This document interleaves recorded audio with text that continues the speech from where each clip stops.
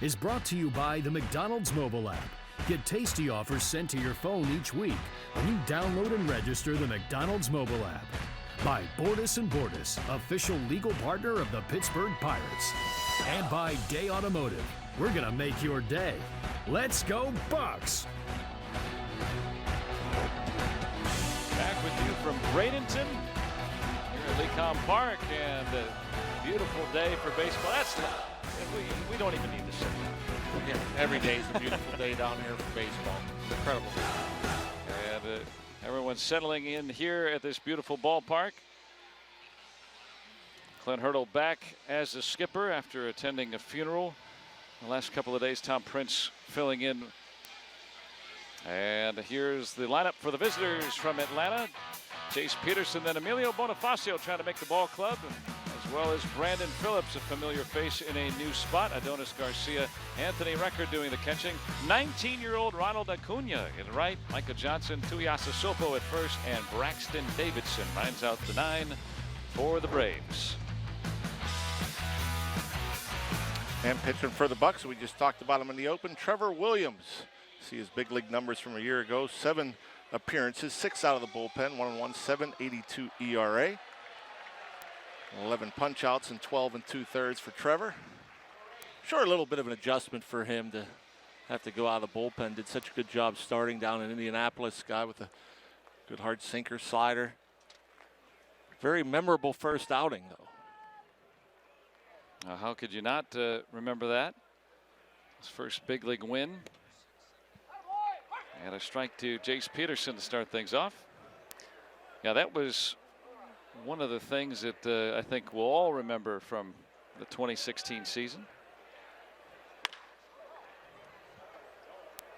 And to fill you in on that situation, it was, he earns the win. And at the end of the day, he goes over, hugs his wife, and then infant son who was asleep and in a diaper. And what a great moment. Also pleased to report Dad, Richard over there too, was at that point battling lymphoma. He is in full remission since December. So awesome.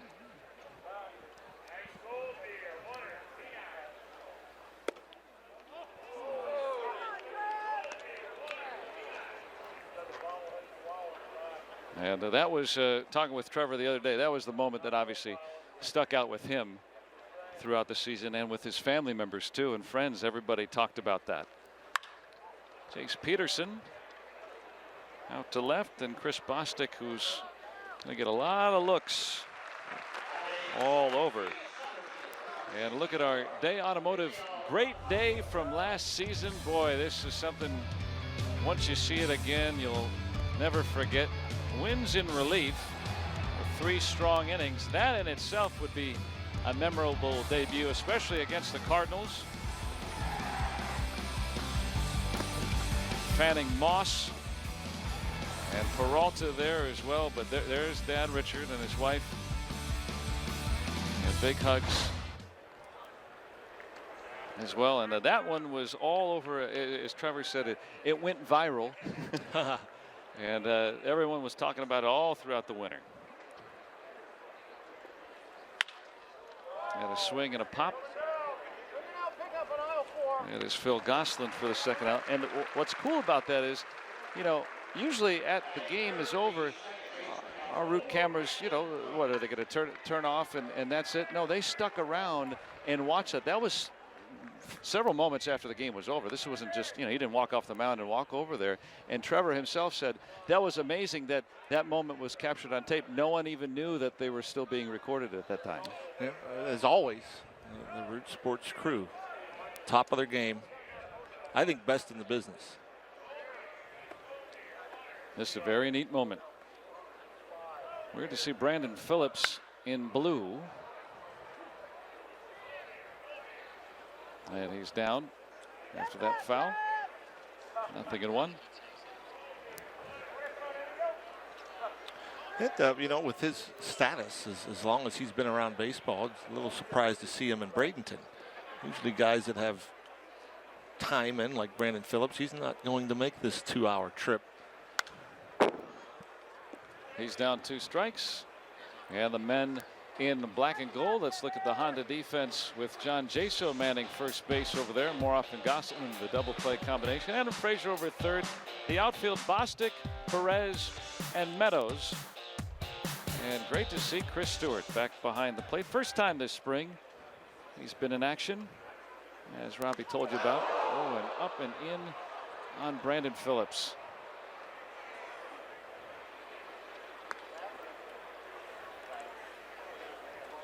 And Williams is losing that one. Phillips hit with a pitch. And holding that hand. Always scary when you get hit in the hands or the wrist, especially in spring training. I mean, you're obviously just preparing. A guy like Brandon Phillips is just preparing for the season, and as an older player, I'm sure worked awfully hard to get to this point, just trying to get his reps in. And first at bat in the hand, hopefully nothing broken. Everything will be okay. But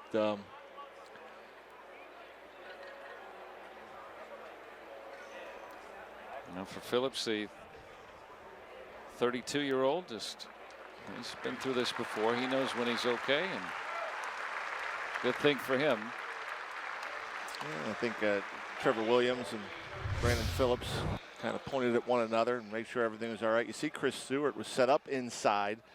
An 0-2 pitch. He wanted to crowd him. Tried to go up and in. It just sailed in too far and looked like it got the left hand.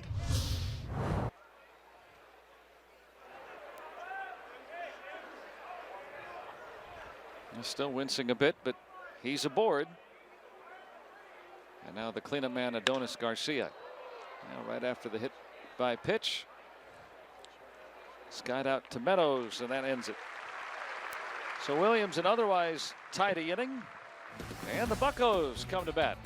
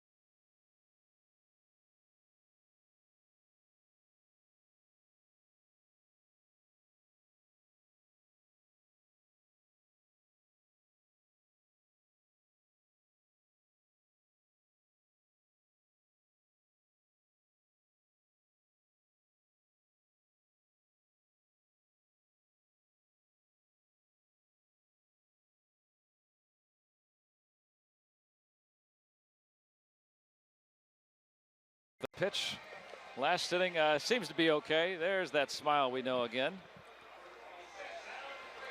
Traded in the offseason from the Reds as they continue their rebuilding. And here's the RAV4 lineup for the Buccos here today. Frazier, Goslin, Austin Meadows in there and right today, and John Jaso cleaning up. Really great finish to that first season with the Pirates last year.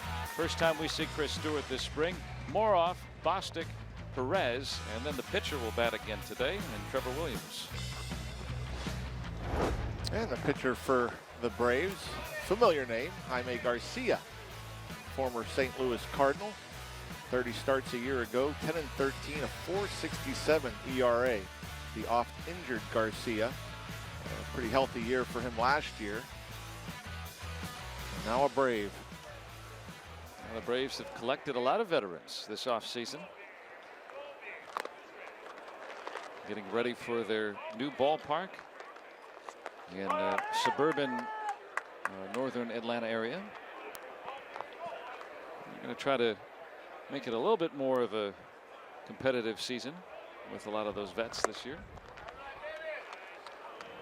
And on the Pirates front, Adam Frazier, one of these guys. There's a lot. Many are in the lineup today that are vying for some playing time off the Pirates bench. And Frazier, great showing last year, especially with the bat. I think that was really the thing that opened at least our eyes. Yeah, I don't know if anybody was more consistent as far as at bat to at bat. You don't remember very many bad at bats. He's up there, he grinds, he makes contact, he sees a bunch of pitches, and he's done a lot of that. And with that speed, he can try for 2. And Frazier has a leadoff double. And even out of the gate last year, I remember in particular an at bat against Clayton Kershaw, a battle. He ends up with a base hit. I mean, it doesn't matter right-handed pitching, left-handed pitching. He just has no fear. He is so confident in his approach and his talents. See, they're very simple, not much of a stride. Really just picks up his heel and puts it down. Short, quick to the ball. And as a left-handed batter facing a lefty pitcher, no big deal. In fact, better for him. .417 last year against lefties. Remarkable. Phil Gosselin, another utility guy, so to speak, infield to outfield. Trying to play all over. Another guy trying to make the ball club. He's got some time with these Braves. And the Diamondbacks, acquired in a trade just a few weeks ago. About 4 weeks ago.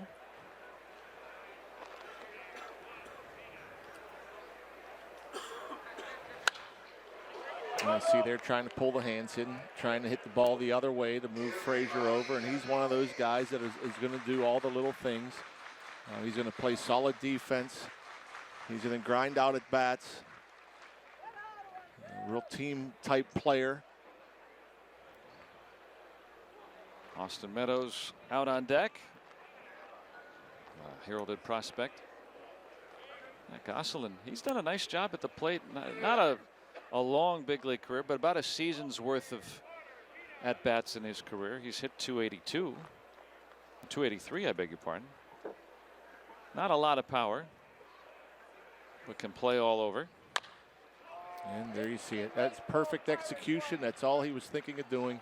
Hitting the ball the right side. He squared his first time up, thinking, well, maybe I'll bunt him over. And then proving to everybody that he could do it with the bat, too. He could just take a swing and instead of giving them an out, try to drive a ball the other way. At the very worst, you move the runner from second to third. And that was his intention all the way. And, you know his teammates love it. His coaching staff loves it. And he doesn't care. To him, that wasn't a good at bat. He's 0 for 1, but to him, he did what he intended to. Yeah, it doesn't look like much, but when you're getting high fives in the dugout, that means you did something. And now Austin Meadows, turn it over to the heart of the order here. And he'll hit this one fairly deep enough, and that wind will sail it out of here. Austin Meadows with the home run. He was just trying to drive in the run. Instead, he drives in 2 on his first spring home run. And that's why everybody's excited about Austin Meadows and why he's the guy that's at the top in the top 10 in Major League Baseball in terms of prospects. He has power. He has speed. He has a good glove. And he just looks for a pitch. He gets it. And that's not that bad a pitch. Look just above the knee, outer half of the plate. A good pitch to hit in the air the other way. Now Jaso. So he hits it off of a lefty as a lefty batter to the opposite field. And that's kind of the approach you want to take. If you're looking to hit the ball in the air, a lot easier, especially against the sinker baller like Garcia. You try to pull that pitch, you're probably going to hit a ground ball to the right side. Austin Meadows with his first spring training home run. Really starting to settle in now. He's driven in 5 runs already and is going to get more playing time. with McCutchen and Marte and Polanco all at the World Baseball Classic. And I read today even Josh Harrison getting some time in center field for the USA team. So I guess in essence the Pirates are down 4 outfielders. You know, you mentioned about the wind on that fly ball by Meadows. Now there's always wind down here. Sometimes it's blowing in, sometimes it's blowing out. I don't think the wind today is helping that much to left field. There's a little bit of a right to left breeze, and it's not like I wouldn't call that a cheap home run. Whenever you're going opposite field against a left-handed pitcher, a left-handed batter, that's pretty good stuff. Jaso caught looking for the second out. I thought that ball would be at the wall, and if it did, give it a little extra, and maybe it didn't. Yeah, maybe a little bit, but again, that's more blowing in from right than it is blowing out to left. And so I just wanted to make that point to where, you know, some people think, oh, it's a spring training homer where the wind's blowing out. The wind's not blowing out to left. I mean, there might have been a little bit of help, but that ball was struck very well. Now the way that bat meets ball with him, it's been fun to watch. It's special. At 20 years old. And for me, if I'm a Pirates fan and I'm watching this game at home, I mean, there might be some initial disappointment because you don't see the regulars, but I'd rather see the prospect than to see the regulars. We get to see the regulars all year long. I mean, I love the opportunity of seeing Meadows or Moroff or, you know, some of these young guys that we don't see a whole lot of. And to me, that's the best thing about spring training is to get an eye on the guys you've heard so much about. Yeah, who's coming? And in this case, who's back? Chris Stewart. You know, the knee surgery that he had, he just never was right last year. Never got healthy. And has only played 3 games in a Pirate uniform since July 1st. Tried to come back in September briefly and then had to shut it down. And as he does, he gets on base. And he's a true pro. He's a guy that prepares every day, and man, I think he really deserved the contract he got. I mean, it's nice for a guy, journeyman. It's been bounced around, and to fit in so nicely here with the Pirates to where he gets rewarded with a 2-year guaranteed deal. And I'm sure he was disappointed with the fact that he was banged up and couldn't help his team and couldn't earn his paycheck. But you know, he's going to give you all his efforts. He's great behind the plate. He's great with the staff. He gives you a professional at bat. Solid backup catcher. Max Moroff, the hitter. Yeah, with Stewart, talking to a lot of the young catchers that are here at camp, guys that, you know, the Pirates are hoping to count on down the road. Huge influence on them as well. So not even just the pitchers, but the catchers. I mean, he really has a huge influence. 1-1 on Moroff. Just got a first look at him last year. Had 2 at bats, but he said that really helped him this winter. Just a few minutes, so to speak, in the big leagues, to get an idea of, okay, this is how these guys go out and do it. Now I'm going to try to do things a little differently in his preparations. He's another one. I mean, you'd love to have guys like, you know, to me, his game is similar to Adam Frazier, to where he can move around, play a bunch of different positions. He's a grinder. He's going to give you good at bats. Second and third normally came up as a shortstop. Let's see if this one drops it. That Brandon Phillips. Been seeing that for years. But the Pirates get the last laugh of the first inning. Austin Meadows with his first spring training home run, and the Buccos have an early 2-0 lead.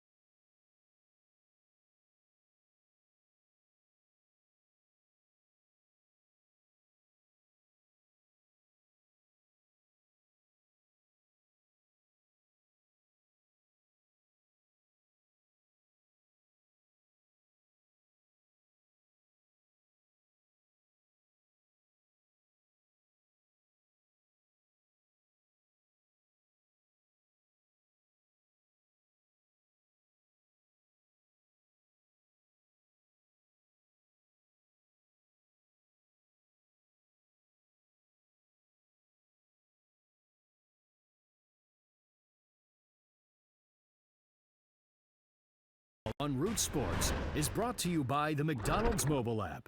Get tasty offers sent to your phone each week when you download and register the McDonald's mobile app. By Bordas & Bordas, official legal partner of the Pittsburgh Pirates. And by Day Automotive. We're going to make your day. Let's go Bucks! Pirates have a 2-0 lead thanks to the home run by Austin Meadows on our McDonald's scoreboard. Meadows' first blast going to the opposite field off the lefty Jaime Garcia. And a veteran lefty at that, not some guy that they brought up from AA to pitch this game. Boy, he's fun to watch. Out there in right field today. Yeah, getting to move around a little bit in the outfield. Anthony Recker with a base hit. And you have to assume with Austin Meadows, we're going to start the year in Indianapolis unless something crazy happens. You'd have to assume that they'll move him around the outfield there as well.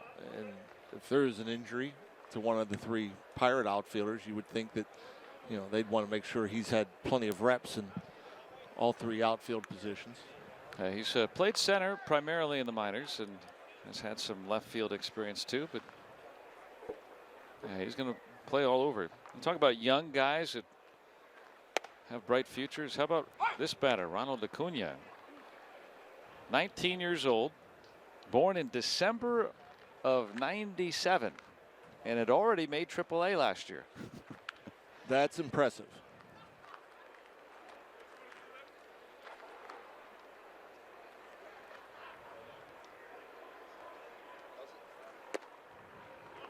And we'll have a special visit by Pirates general manager Neil Huntington coming up next half inning.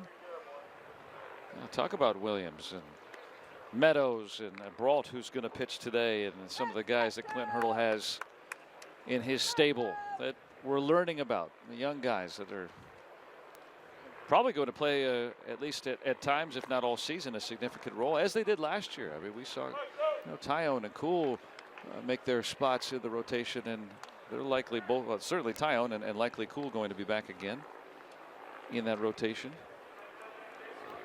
And Josh Bell, who is slated to play a big role as technically a rookie this year. Yeah, Neo's done such an incredible job, I think, in terms of, selections and really using their resources wisely, whether it be through the draft or Latin American signings, and the player development system, grooming these guys to where when they get to the big leagues, it's not just as an appearance. I mean, they're ready to make an impact. And a lot of times it's because they might be blocked at the major league level. Like, we talk about Meadows. Good cut by Acuna. Meadows on a lesser team. Maybe not to start the season, but he might be knocking down the door, or maybe even, a second division team might be starting the season in the lineup. But the Pirates have an all-star trio of outfielders. Mm-hmm.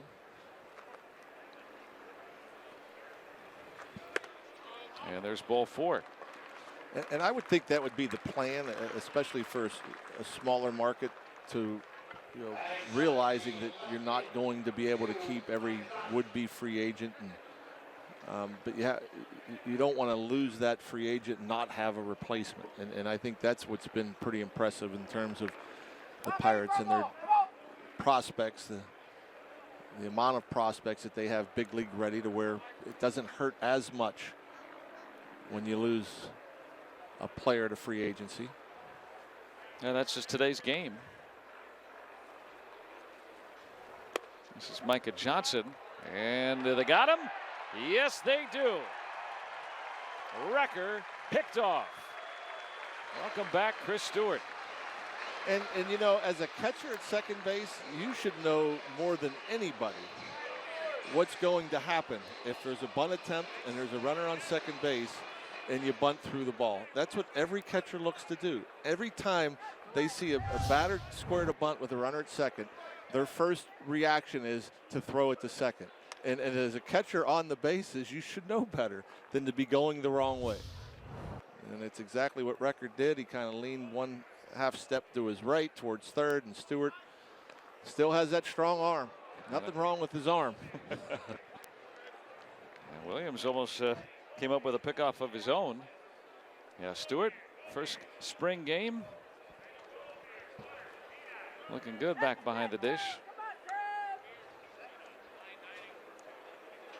Not a bad seat in the house.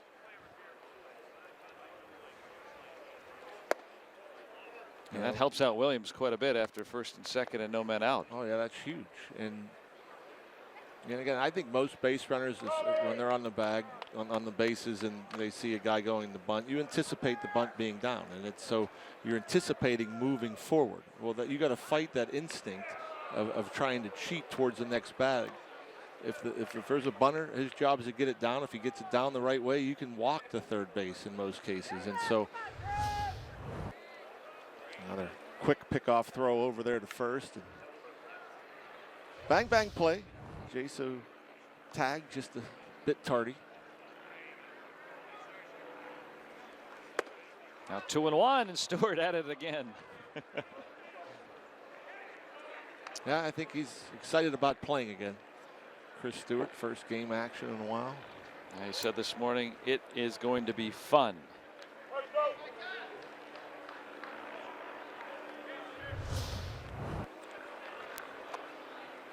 Secondary lead, 2 shuffles. As a runner at first base, you have an idea how far you can go to still have time to get back.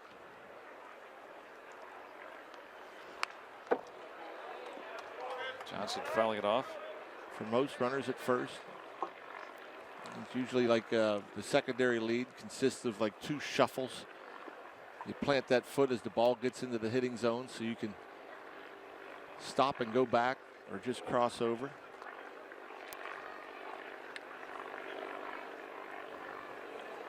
One out of 6 for Johnson. Brief action.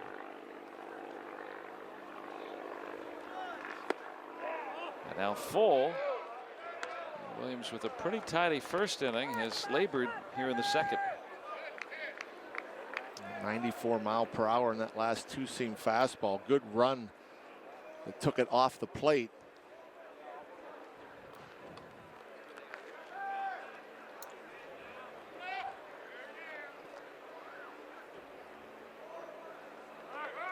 Acuna running and slapped through the vacated shortstop hole. He'll get to third, and the Braves have men at the corners.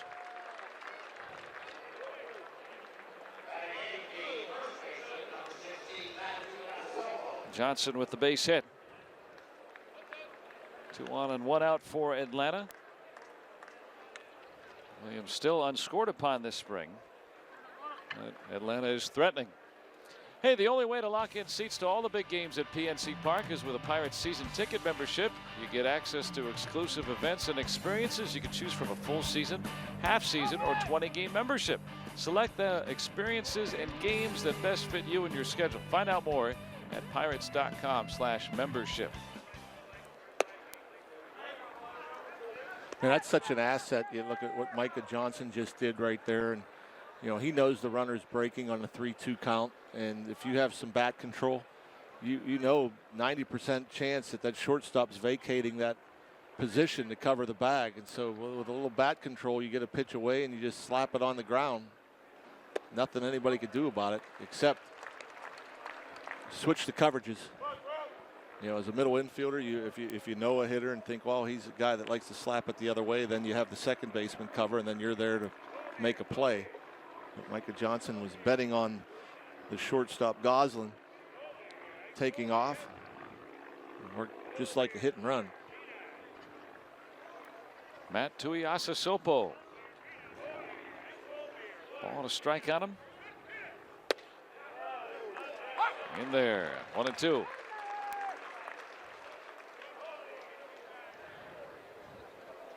246 hitter a year ago. Trying to get that double play ball, get out of this.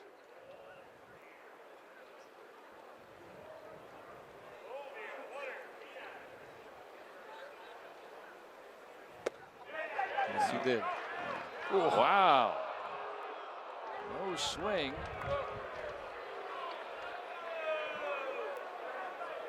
That's surprising. Yeah, those last couple of breaking balls may have been Trevor's best so far today, and I think that's the one thing that the good pitchers have a tendency to do when they have any trouble. Runner in third here, less than 2 outs. You try to go for that strike zone and strike out. Very close at first. Hitting's tough with runners in scoring position because the pitchers do seem to ramp it up and they really try to execute that perfect pitch. As you see there, Johnson had a little bit of a lean, maybe not a lean so much as like a little half step to his right, just as Trevor threw over.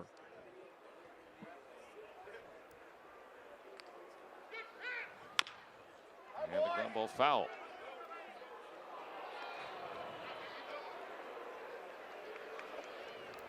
Williams up to 30 pitches now after a fairly tidy first.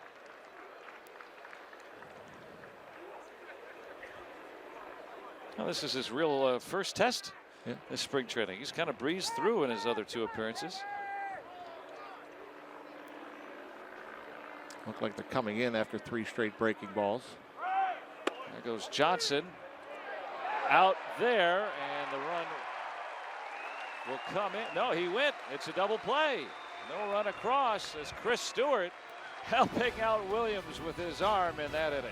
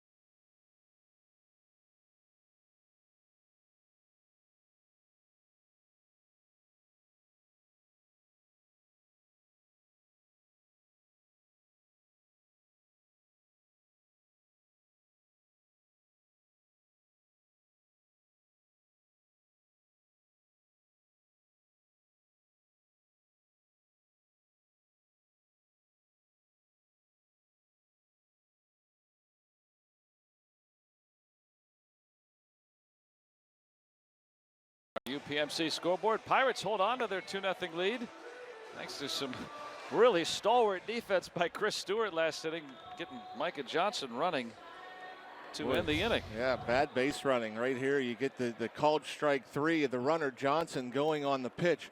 He has to know that the batter right there has a 2-strike count and that the runner is breaking from third. So you can't run into a tag there. You have to stop. The runner would have scored easily from third because he broke as soon as the throw was made to second base. They lose a run, at least 1 run, maybe more, because of poor base running. You had a single, a walk, a pickoff at second, and then a caught stealing with the strikeout. And they could have stole a run easily there if Johnson just put on the brakes, if he knew what was going on. Well, you get 2 outs on the bases in that inning. And Stewart shows just how effective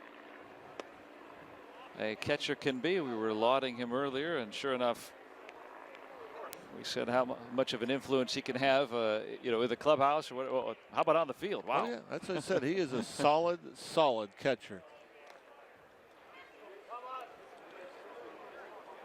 And so the Pirates keep their lead. I mean, you'll never hear Chris Stewart complain about playing time. He just knows what his role is. He prepares extremely hard for it, takes a lot of pride in it. And then that's not just behind the plate. Works very hard offensively. Again, able to give you a good bat.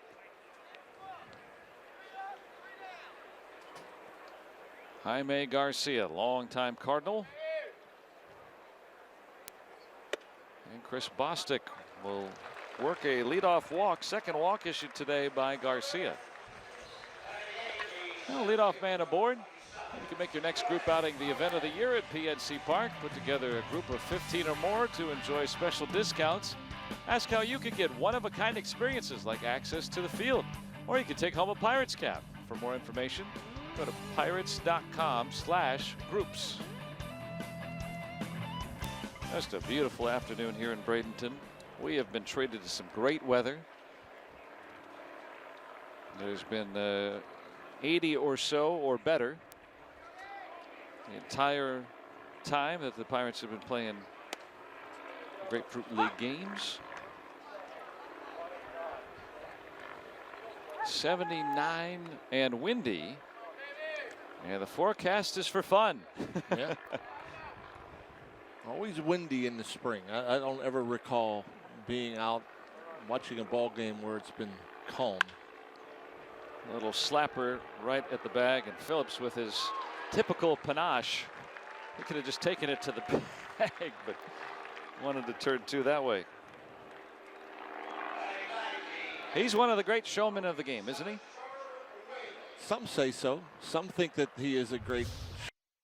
Some wouldn't call it panache. They'd call it hot dogging. It's a little fun, right? You know, as long as you don't drop the ball. He's incredibly good at it. He's incredibly good at being panache-ish. I know you're going to use that one on me in Words with Friends now. Panache-ish? Yeah. Brandon Phillips, longtime Red, drafted by the Montreal Expos. And I think about, how the Pirates are going to play the Braves for the home opener this year, and the Pirates will also be going to Montreal to play the Blue Jays in the final two exhibitions this year. Some neat games coming up on the schedule. Montreal's fun. I'm looking forward to it. I've never been. Yeah, it's a even the old stadium, kind of a cold place. And Trevor Williams getting his first at bat of the spring. Quick inning for Jaime Garcia. Pirates still hold that 2-0 lead.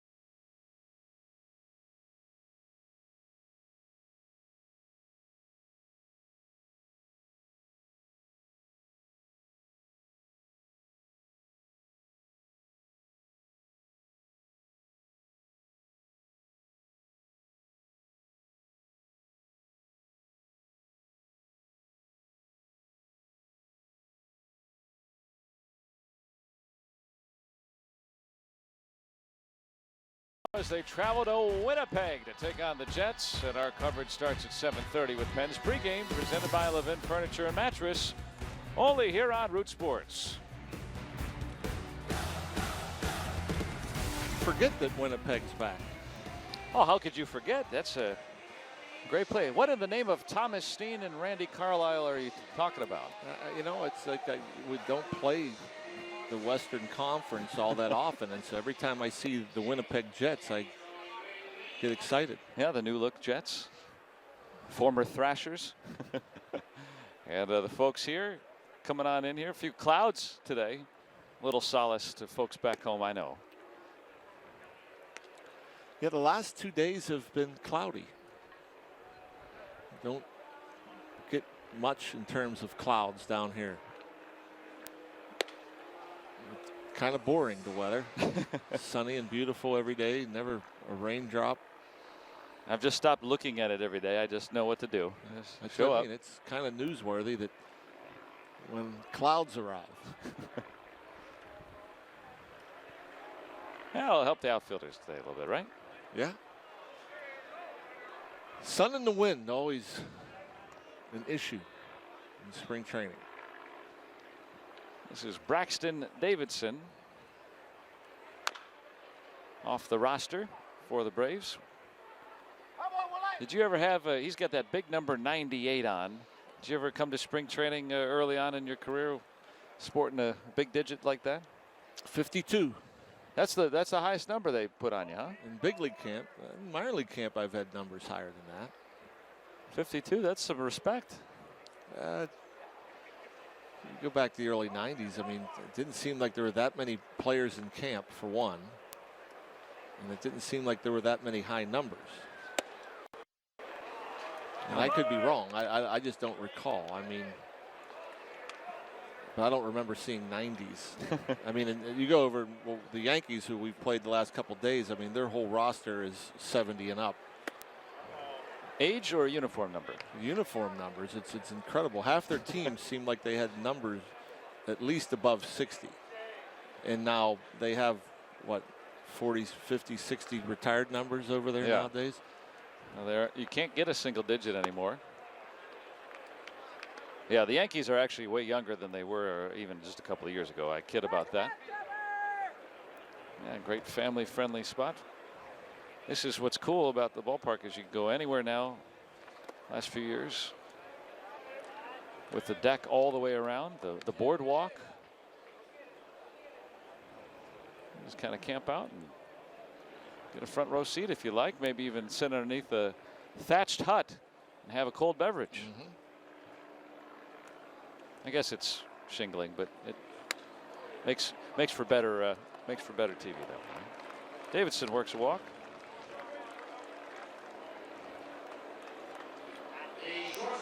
Didn't miss being a strike by much. He missed location in terms of where Chris Snyder set up, but where he caught the ball looked like it could have been in the zone, but Chris Stewart had to reach back to the backhand to make it. So Pirates not getting the call.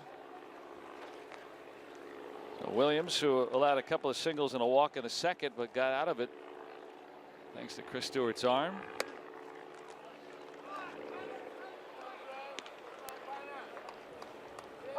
Stewart throwing out a man at second, straying from the bag, and then another trying to steal.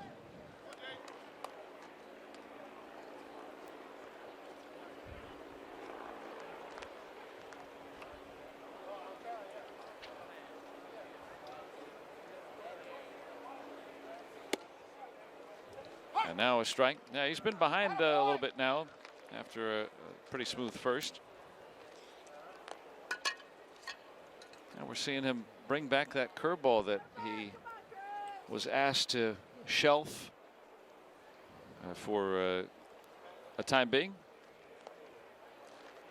He throws a slider too, and says it was tough to kind of differentiate the two. There's a base hit moving Davidson all the way to third. And just like that, back in a jam here in the third.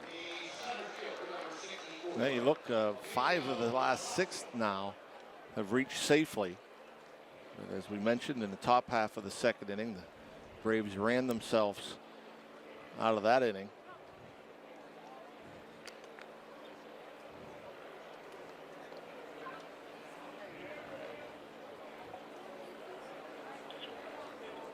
Davidson 90 feet away with the Braves' first run. And Bonifacio And here's a situation. You don't worry about the runner at third. You just try to limit the damage. You assume, you just go attack the hitter. Try to limit the damage to one.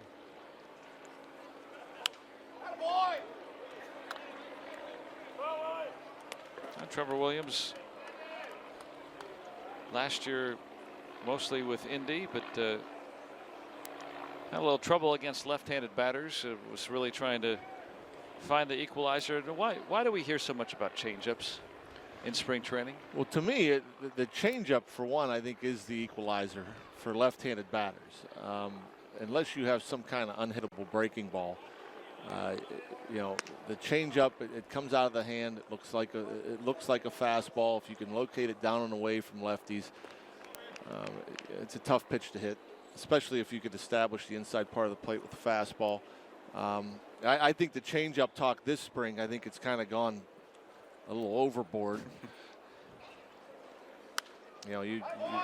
From what we've read, it seems like every pitcher on the staff is working on a new grip or something different with the changeup. And I don't know a whole lot about pitching, but I know Bob Walk mentioned it the other day about how the one pitch that pitchers tend to mess around with the most is the changeup. The different grips and different ways to hold it.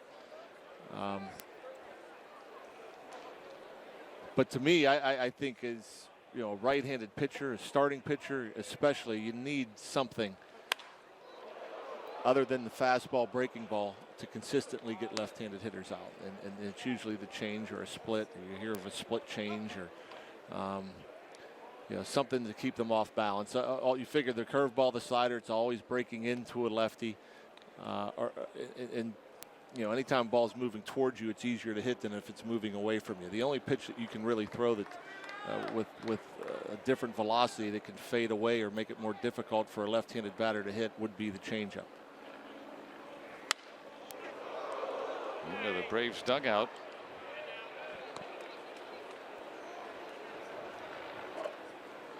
Still ahead on Bonifacio. Yeah, Williams in Indy last year, lefty batters hit .302 against him. About 100 points higher than righties did. I mean, he dominated right-handed batters. Same carried over in his brief stay in the big leagues. Now 2-2. You'll have certain guys that have such good breaking balls to where, maybe at the back door for a strike against a lefty where a lefty hitter will see it outside, might give up on it, or you hear about the back foot breaking ball where they'll start, inner third of the plate, the ball will break down and in towards the left-handed batter's back foot. Or you just blow a fastball by him, go upstairs, and now you start thinking about, hey, I can get out of this without any damage. I mentioned, forget about that runner at third, but now if you get the strikeout and you get a guy like Brandon Phillips that isn't as speedy as he used to be, you see that fastball, not his best velocity wise, but elevated enough on the outside part of the plate to get the swing and the miss. Yeah, Phillips grounded into 17 double plays last year. Going to be 36 in June.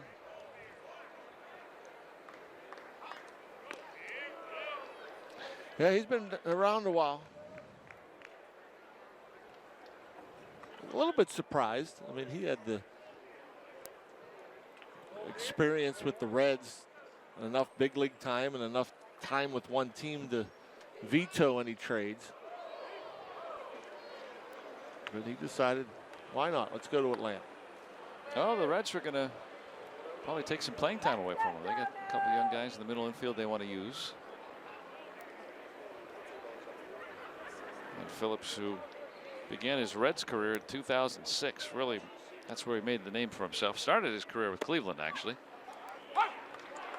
after being drafted by Montreal in 1999. This actually looks like a changeup, right on right changeup. And looks like Trevor Williams got a call. You don't see that one get called a strike very often, where an umpire set up right over the inside part of the plate, and it looked like it was a bit off. But still the right on right change.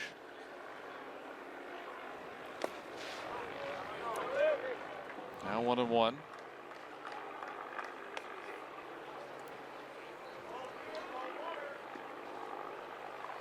Already got a baseball today. Wow, look at that. Some plush toys and got a hat and good seats.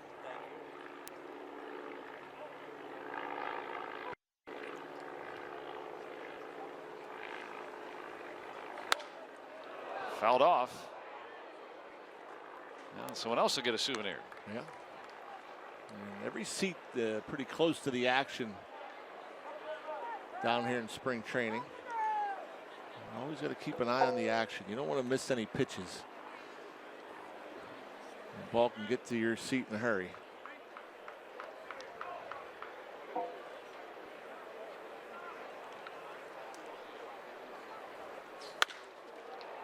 This will be tough for two. They can only get the one, and the run will score.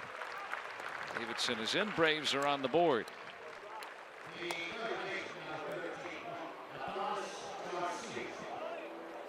Phillips' fourth spring run batted in. Put it in play. Like you said, he's a double play candidate, but hit that one too softly. And anytime you have to make a second baseman move to his left, it's going to be difficult to turn a double play. That'll be it for Trevor Williams. 51 pitches for Williams today in his 2+. Pirates still have the lead.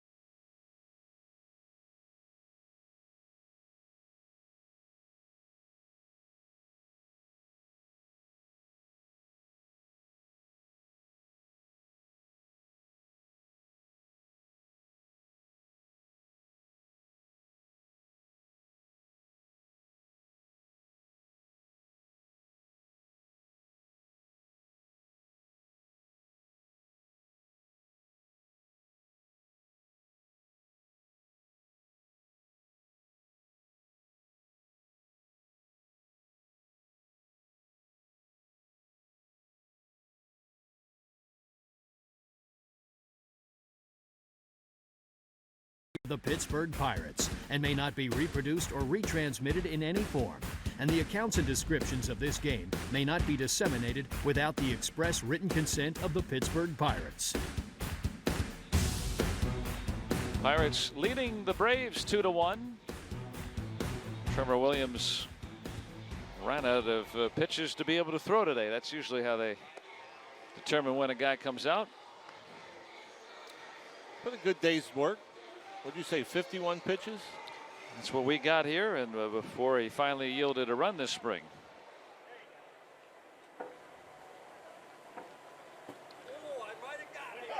John Cookno coming up to try to complete the inning. Over from minor league camp. 38 games, 84 in the third innings.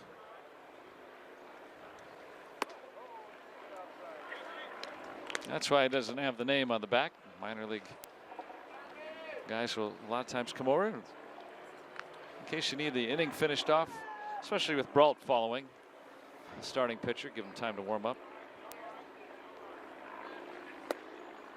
Until we get to the end of camp, almost always you'll see that's it. The minor league pitchers that are called over almost always come in to relieve somebody in the middle of the inning.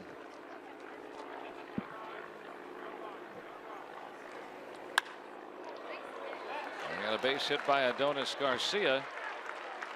Chase Peterson is in, and Garcia straying from first. No one there to cover, and he'll now retreat.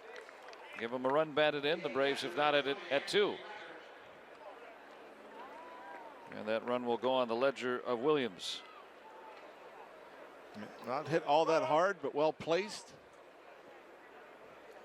It's actually kind of odd nowadays when you see a ground ball up the middle and there's no shift taking away the middle.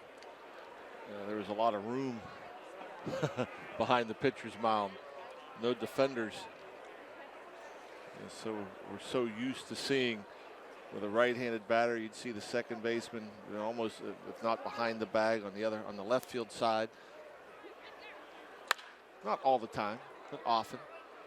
It's gotten to be so commonplace. Shifts. Last year, according to Fangraphs, we saw almost 35,000 shifts. It's a lot. I don't know out of how many plays that is. It's a lot. Pirates are at the 4th most defensive shifts.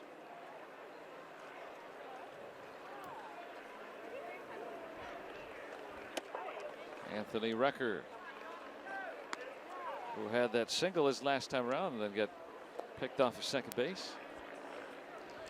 So Cookno throwing 87, 88 miles per hour. Just watching how the hitters react, it looks much harder than that. Looked like there's some deception there. Well to right. Meadows turned around a bit.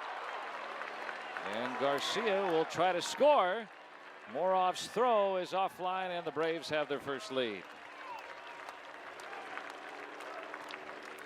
And right there is what you'll see a lot of times in spring training. The wind playing tricks on an outfielder. And Austin Meadows, as we've mentioned, primarily a center fielder. I believe the corners are more difficult than center field because you have more spin. The ball will tail more or hook more than they will when they're hit the center field. And then when you add to it the wind, and we talked the wind blowing straight in from right field, so that knocked that ball down. That'll go as a double and a run batted in for Recker.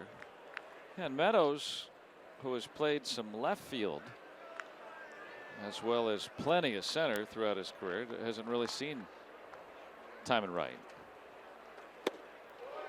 And to me, the most difficult in right field is when a right-handed hitter hits a hard line drive right at you. Because if it's over your head, for one, a lot of times you'll see it off to your right, and so you want to break towards your right, and then the slice will bring it to your left, and then you get turned around. That's a very wild pitch, and it's, well, he's claimed to be hit with the pitch.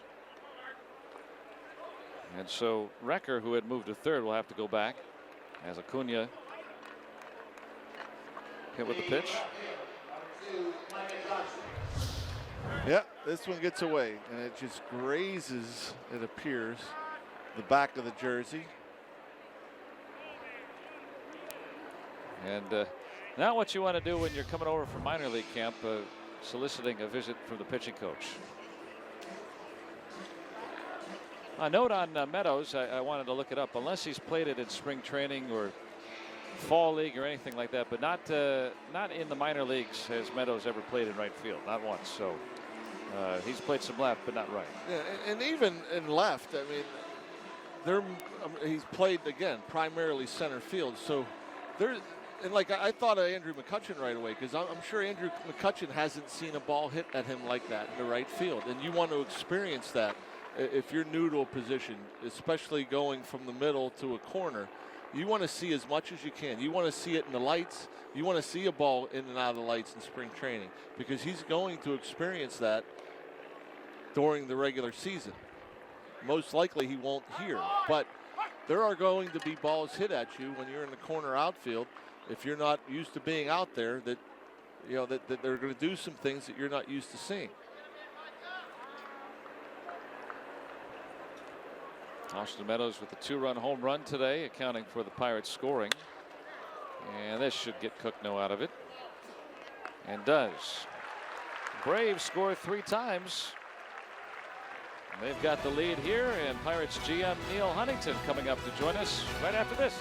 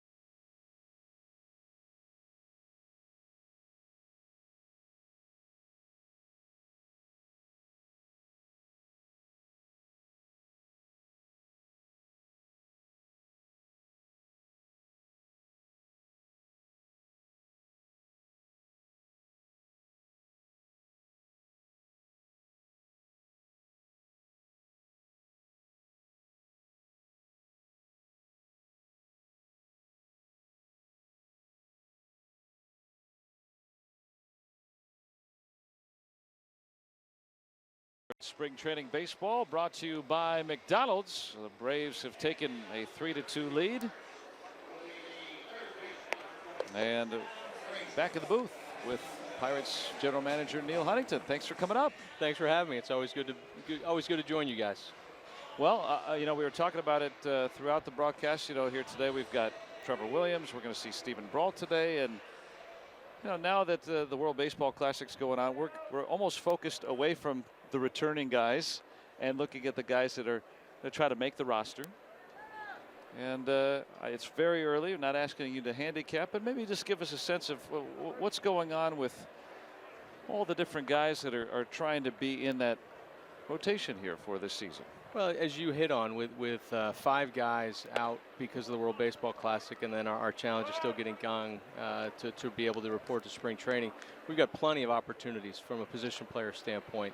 And guys like Austin Meadows are going to get at bats, and then you're going to see Frazier, Alan Hansen, and Gosselin get a lot of at bats. A guy like Max Moroff, an opportunity. We'll see some guys move around the field because those are the openings on our club. It's the extra players, the role players, and the versatility to help Clint win a game late because of a double switch or a defensive replacement or a multiple player switch as he's trying to protect the bullpen.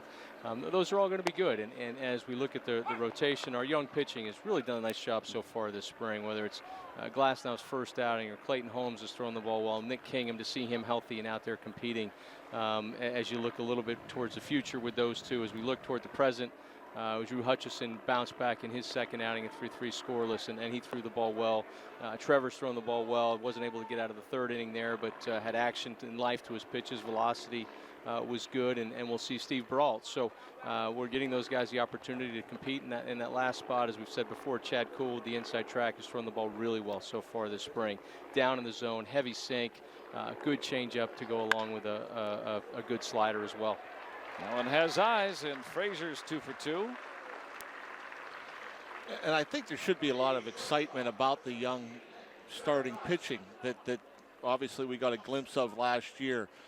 Is it safe to say we haven't seen the best of pretty much most of those guys in terms of what they showed last year? They're, as far as command, as far as the things they've done coming through the minor leagues? Yeah, absolutely. We get spoiled by what Garrett Cole and Jamison Taillon have done, and they stepped onto the big stage and never showed any signs of transition, never showed any signs of needing to make an adjustment or a little bit of angst at the major league level or the league figuring them out quickly. I mean, they came up and they did really well right away. And, you know, Glasnow had some bumps along the way. Chad Kuhl had a few bumps along the way, also had some great outings. And Brault and Williams, it's a bit unfair to ask those guys to come in and not pitch on their 5th day, to pitch out of the bullpen, and that is a tough transition to break into the big leagues. And we do. We anticipate we've got much better days ahead from all of those guys. Now, it might not play out that way.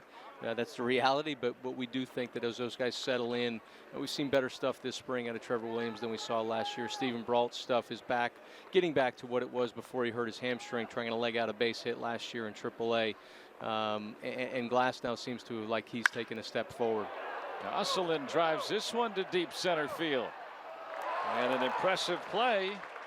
Emilio Bonifacio hauling it in. The wind is helping the pitchers and not helping the hitters so far here this spring. We've had a lot of balls.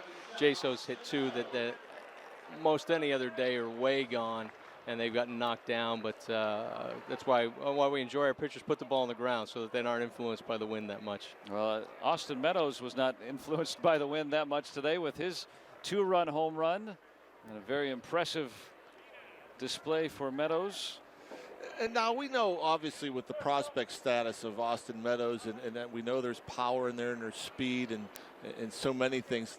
Does he have that opposite? Because I don't think the wind helped him that much. Like as far as throughout his short minor league career, do we see oppo pop? We do. It's one of those things, Rock, that you see it in batting practice or extra work more so than in games right now, as most young hitters. He will use the whole field with authority. He can drive a ball into the left center field gap. The leave yard power, that's not something that he's shown a ton of, but obviously it's in there. And as he matures, both from a mental standpoint in terms of what he's trying to do each at bat with his approach, with his plan, and then from a physical standpoint as he just gets man strength as he gets into his mid to late 20s, he's going to be a fun player to watch continue to grow and develop. The last half inning, obviously, we saw the hard hit ball to right where Austin got turned around a little bit and the wind blowing in. With Andrew being gone, and with the World Baseball Classic, and obviously with Meadows, probably I'm assuming he's going to move around a little bit in AAA. Do you want to see more than that, more of those opportunities for Andrew and for the guys that are moving around? Because they're going to experience things, I'm afraid, for the first time in Andrew at the big league level. Absolutely. It's one of the challenges of the World Baseball Classic this year is we've moved our 3 outfielders. Now, Marte's played a ton of center field in his life. Andrew, very limited in right. Gregory, somewhat limited in left. So we were looking for opportunities. And now where are these guys going to play with each of their clubs? That's up to their club, and we've not impeded. We've not thrown our desires into the middle. We've had conversations, but we respect what they need to get done. Austin Meadows, it's the first time he's played right field as a professional, and he's got the wind of today. He's got the sun of today. It's a battle out there, and unfortunately it showed. But adversity reveals, and he's going to learn from that. He's going to make the adjustment. And all of these outfielders, I mean, again, when you see Starling Marte run to the warning track and then come sprinting back in, you know the wind's playing an incredible factor. But what I keep thinking about is, like, especially with Andrew, there's going to be balls like that he has yet to see at the big league level. And then the bank of lights he's going to see at the big league level. We don't play but, one night game down here, so good chance he's not going to experience that for the first time until a big league baseball game. And that's something we work awfully hard in our system to not have guys experience something for the first time at the major league level. As we're talking about bringing someone up to pitch out of the bullpen in September, we did it with our guys a year ago. When it's controllable, we have them make an outing or two out of the bullpen. In Austin Meadows' case, not loving the fact that today's the first day he's playing right field. Now he's taking balls out there, but to your point, game experience, nighttime, it's very different. And we've got the one game down at Fort Myers. Andrew probably doesn't travel down there. We've got back-to-back night games as we get toward the end. We have a night game in Montreal, which is why we love that end of season or end of spring training trip up to north somewhere. A couple years ago it was Philadelphia. Last year was Indianapolis. That was tough because it was so cold. Great to do for Indianapolis. This year in Montreal, gets those last 2 spring training games out of the way, gets them in front of a large crowd, and to your point, gets in front of a major league stadium and a major league environment again before we have to do it for real come that Monday. This one gets out of play. Visiting with Pirates general manager Neil Huntington. And what do you like about spring training? Is it there's so many different moods I'm sure you go through over the course of the year at different times where you're busy. Is it more relaxed for you at the early part of spring training where you can just be the scout and the evaluator that you are? Yeah, the first part of spring training is your reconnecting with staff, you're reconnecting with the players, reconnecting with some fans. I do enjoy walking around in the quad in those early part of spring training and just getting all sorts of free advice and learning what we did and didn't do well in the off season. But it is an enjoyable time to reconnect. And as I'm entering my 10th year, to see the same faces year after year, that is fun. The opportunity to see how our guys worked in the off season. Did they do what they needed to do? If not, how do we try to expedite the pace to get them back on track and just watch the young players play? This is probably my favorite spring because most of the players in camp are Pirates and they've come through our system and we've got a lot of young players that aren't in camp because we needed to fill roles, but they're in camp because they've earned it. We feel like in some way, shape, or form, most of them can help us, whether it's at this year or next year. And we wanted to get them that experience of facing other teams, Jaime Garcia, and getting at bats and getting innings and getting opportunities to go out and compete. The other challenge is once games start, man, I can't wait for that last game because it's about getting ready, but it's also staying healthy. And spring training is a rough time because you don't want to lose people because it's awfully hard to replace people if you do lose someone in spring training. Yeah, the Pirates getting Chris Stewart back today. Josh Bell played his first game yesterday. And here, Jaso is down on strikes. We'll have more with Pirates general manager Neil Huntington when we return from Bradenton. Pirates trail 3-2.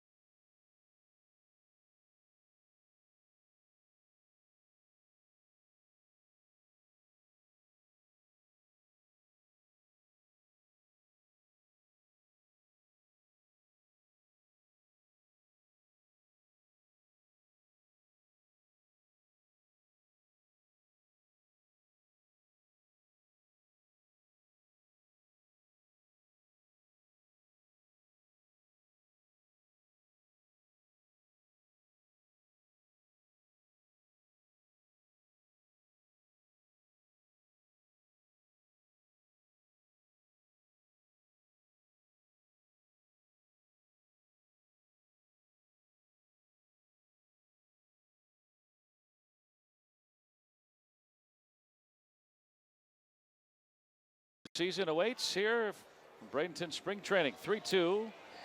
Braves have the lead as we begin the top of the 4th inning. Enjoying this one here today, and I get to see a new pitcher as spring training competition continues. Stephen Brault. Brault, last year in the minors, 17 games, 2-7, 3.70 ERA. Good bit of strikeouts, 86 and 75 in the 3rd innings pitched. And we're visiting with Pirates general manager Neil Huntington, and saw Trevor Williams start this one today. Now Brault, and you know, I think as Rock, you pointed out too, Neil, he's the lefty out of the bunch. Is that good, bad, or indifferent, or does it really matter if you have a lefty in the rotation? We're as we've done with the bullpen in the past, we're looking for the best pitchers. They complement each other, and yeah, in a perfect world, you'd like to have a left-hander or two. But if we don't have the right left-handers, then we'll go with 5 right-handers and feel absolutely good about it. To Yasasopo is an easy first out. Hey, you know what I was thinking about the other day? How when you were with Cleveland and John Hart was the general manager, there are so many guys that have become general managers that you worked with at that time. Oh, here's a list, in fact, of all the different guys, and then guys who have been general managers. There's a dozen names right there, and then of course all the guys that have worked under some of those guys, and you know, the John Hart tree, so to speak. What was special about that experience that maybe created you know, everyone talks about Mike Scioscia and the managers. How about general managers and John Hart? You know, I feel incredibly proud and fortunate to be a branch on the John Hart tree, and Mark Shapiro had a ton to do with it as well, and John deserves all the recognition he gets, but Mark also had a huge role in that, and the environment that was created, it was very clear what your job was, but you were also asked for input on just about everything else. We didn't have territories, we didn't have specific assigned roles that we were limited to. John was a tremendous listener, and he made you feel like your opinion was the most important opinion in the world, but then he would share feedback, and he would share his perspective on it, and they sought talent, and they brought in people that were very talented, and the interactions during games, the interactions as we were in spring training, driving to and from games, and the opportunity to learn from tremendous baseball people, but also from some new school, Mike Chernoff and Chris Antonetti and Paul DePodesta, and the balance between subjective and objective in baseball, old school and new school. It was just a great learning environment. They've continued it today as the GMs continue to churn out of there, and that's one of our goals, is we want to look up 10 years from now and have Pirates everywhere, whether they're in front office, whether they're a field staff, they're scouting operations, that they're in player development. That's something that we work really hard to do. We've put a ton of time and energy into recruiting and developing and retaining our staff, because one, we think it's the right thing to do, but also we believe it's also going to make us better. So you're going to have a tree.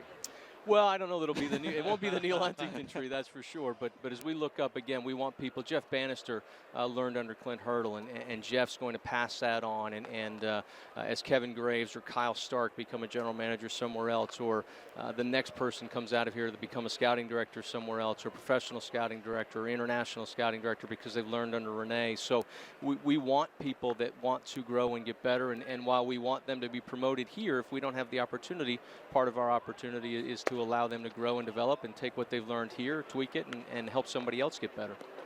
Where does that leave the system, I guess, as we go along through the years? I mean, are you able to, like you say, retain talent? And we know the Marlins hired away, Major League Baseball hired away in the last couple of years some of the top people. Is Arizona this past offseason? How does that affect the Pirates as you go along? We take tremendous pride in that person's opportunity to go do bigger and better things, and then we look forward to how do we get better. Whether it's Scott Mitchell becoming in a more advanced role for him that allows Justin Message to step up this past year and become our pitching coordinator. It's Bob Cook going from being our pitching analyst to now he's going to be essentially our major league analytic advanced guy. And so when we lose somebody, our obligation is to have someone else in the pipeline ready to go, and then to help that person grow and to have that person's strengths make us better. There may be a short gap where there's a time to get caught up, but each person that we have in this organization, our commitment to them is to help them grow, help them get better, and when they have that opportunity, hopefully they return that favor and make us better. Can it be the same for field manager? Clint Hurdle, obviously, been very, very successful. He will not manage forever when that time does come where he decides not to manage any longer. The Pirates have hired some new coaches this year. They've got some guys that have come back. Can that take place where you bring in coaches and maybe try to form them as being managers one day?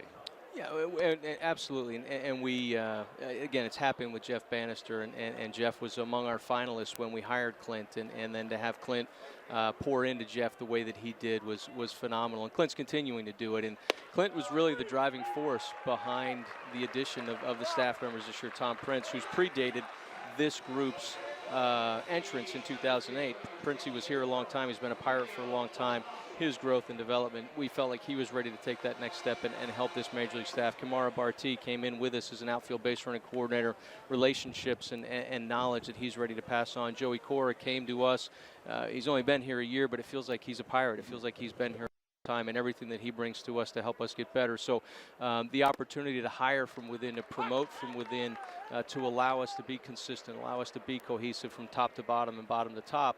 And the things that we're doing in rookie ball, we want to make sure we're doing at the major league level and all the way back down through the chain as level appropriate. But and that helps. Our staff, they see our guys get an opportunity to get to the big leagues, and it allows them to just have a little bit more hop in their step as they're going about their daily business to help these players get better. Neil, one more thing. I think a lot of folks want to know what do the Pirates know about Jung Ho Kang right now? Is he going to be able to be part of spring training this year? That's a great question, and unfortunately, some of the decisions he made put himself at the will of the Korean government and now the U.S. government. But our hope is to get him here as soon as possible, and but there's still some process to work through. Thanks for the update. Thanks for all the insight today, Neil. Appreciate you joining us. Appreciate it. Thanks very much. All right, Pirates trail by a run here in Bradenton as we go to the bottom of the fourth.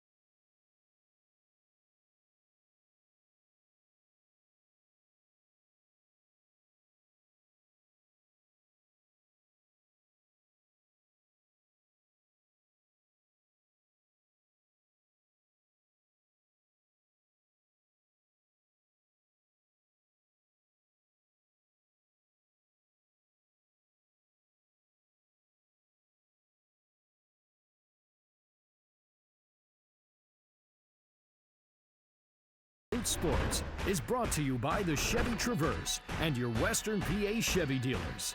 And by UPMC, life-changing medicine. Let's go Bucks! Spring training baseball from Bradenton.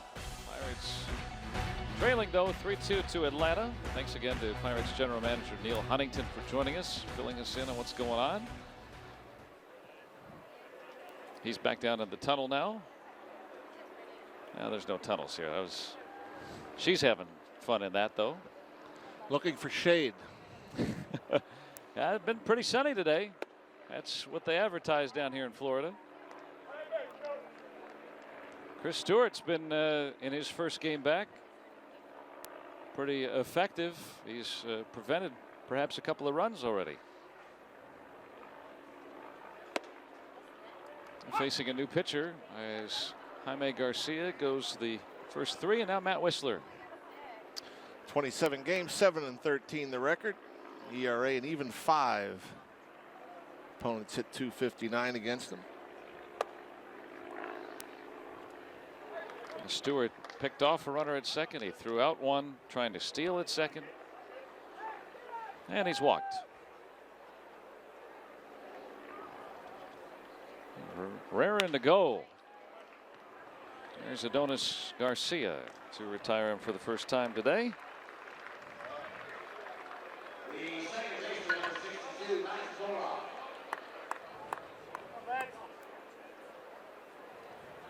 Stewart, and that first game back since September, just holding them back a little bit with extra spring training this year. Plenty of time to get ready. Max Moroff. Let's take a look at our Barrel Automotive League leaders. And last year, Moroff among the most patient hitters in the minors. 4th among walks. 90 walks. That's all of the minor leagues. And, you know, on-base percentage very much valued, more so than in recent times. And even though he hit .230, he still got on base at a .367 clip. That's better than Starling Marte did last year, for instance. I mean, you know, that's better than usually your best guy getting on base. Yeah, you have to wonder what you would rather have. I guess if you're a leadoff batter, would you rather have 230 with a .360 on base percentage or a .310 with a .325 on base percentage? You know, I think as a leadoff hitter, your job is to get on base. So you'd probably take the higher on base percentage and the average. If you're in the middle lineup, I would want the higher average because I want production, and I'd rather you drive a run in than to walk with runners on base. So Marte and Moroff about the same on base percentage. Marte hit .311 last year. Of course, he drives the ball more than Moroff does. Not comparing the two players, but just in terms of numbers. So yeah, what do you want for what role? You can see where Moroff can play by doing just that, working a walk. Yeah. Different style of hitter. Moroff, an infielder out of Winter Park, Florida. Spent all his time in Florida and just took a nice easy drive down to report to spring training. Yeah, I wanted to ask Neil, we obviously ran out of time. I mean, I think in some senses, I would think a lot of folks think that the WBC might be a bit of a curse in terms of losing a handful of players and not having them here and getting ready and prepared like you normally would. But you also get to put these guys in this environment, whether it be Bostic or Moroff or whomever, guys that are going to get opportunities against big league pitching. So you get, you know, an extended look at guys that are usually only here for maybe a week of games. They're going to get a couple of maybe 3 weeks of games against some quality pitching. So, I mean, I guess there's advantages, but I also think that, you know, I would think as a manager, general manager, you want your guys under your umbrella. You know, they probably won't say it publicly, but I would think that they'd want them right here in camp preparing like they normally would. Yeah, preventing injury as best you can. That's always, as Neil said, a tough thing. But, you know, not only, I'll add on to that too. I mean, with say Bostic or any of these guys, they're usually coming in that second half of games and facing, you know, other guys that are ticketed for AA or AAA or have been in AA and AAA, and so now they get to face the guys that pitchers that will be most likely going north. And if they're going to make the roster, these are the guys they're going to face. So probably a better evaluation tool. Yeah, no doubt about that. And to see how they handle different situations, see how they play defensively, and you know, again, they're just getting a lot of opportunity, and which I think also helps them in the future when they do get called up, when they do get the big league experience, all of a sudden it's not foreign. They've got to experience it.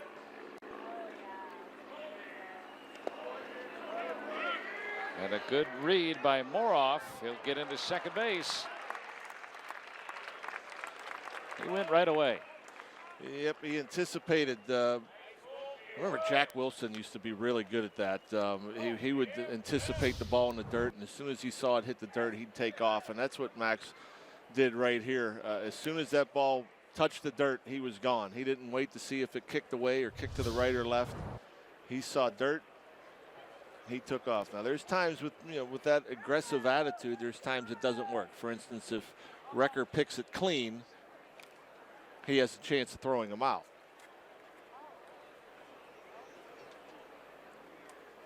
Now Moroff in scoring position for Bostic, who has yet to see big league time. Hitting at 400 so far in early action. And Bostic, who was an accomplished high school multi-sport standout. He played basketball, football, in addition to baseball.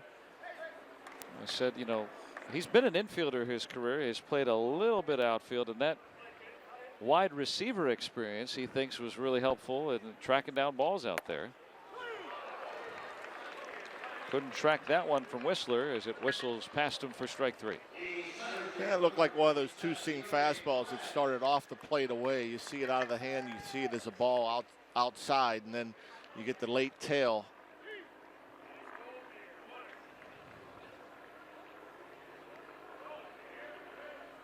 Now 2-out chance. Eury Perez, light hitting, speedy outfielder. Now the Pirates don't have, any quote-unquote true outfielders that are penned in for the roster besides the starting 3. I mean, we look at Matt Joyce last year. He was not on the roster like Perez. Maybe a strong spring can help him find his way to Pittsburgh. Well, I think versatility is a big deal nowadays at the big league level because the number of pitchers teams carry. It's not uncommon to see 13-man pitching staffs nowadays. More commonly, it's 12, but we've seen 13 on teams before, and so when you have fewer bench spots available, you need more versatility, and that's why the Adam Frazier's are so important, and the Phil Goslings, and that's why we'll see Alan Hansen move around more and play more outfield, and Max Moroff, another. It's gotten to the point where you need guys to be able to play both infield and outfield. And that's what the Pirates are suggesting a lot of those guys to do, even though many of them have had limited, if any, outfield experience. And in the National League, where you have to hit for your pitcher, right? You got to spoil a couple of those bench players just to bat every game. One's a backup catcher, then you're down to 1 or 2 guys if you need to make a defensive replacement, a switch, what have you. There used to be a time where there would be one extra middle infielder that would only play second or shortstop. Especially it was important to have a good, solid backup shortstop, and that's pretty much all they'd play. And then you'd have like a left-handed first baseman who's pretty much just a left-hander off the bench. Then you'd have a fourth and a fifth outfielder. And Whistler snares that one for the 3rd out. Athletic play robbing Perez. And the Pirates stay a run behind of Atlanta.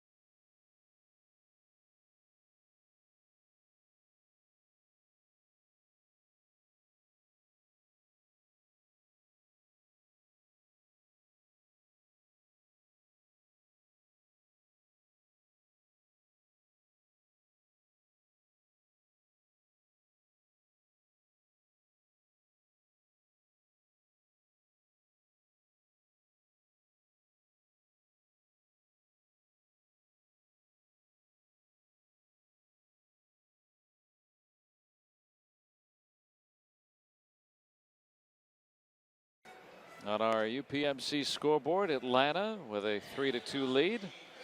And Eury Perez hit it just like you want to, right? Hard up the middle. A little bit off the end of the bat. Actually, it reminded me of Edgar Renteria walk-off in the 1997 World Series. That's a very, right. very similar swing. The pitch was a breaking ball. Charles Nagy off the plate.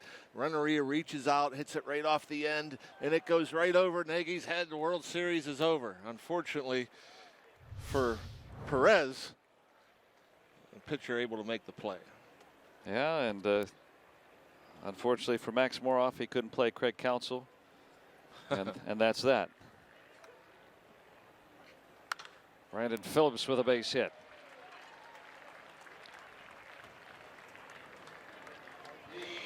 Yeah, Nagy 6'3". You think he would have been able to leap and snare that one, right? Whistler, same height. Yeah, that's exactly what it reminded me of as soon as he hit it.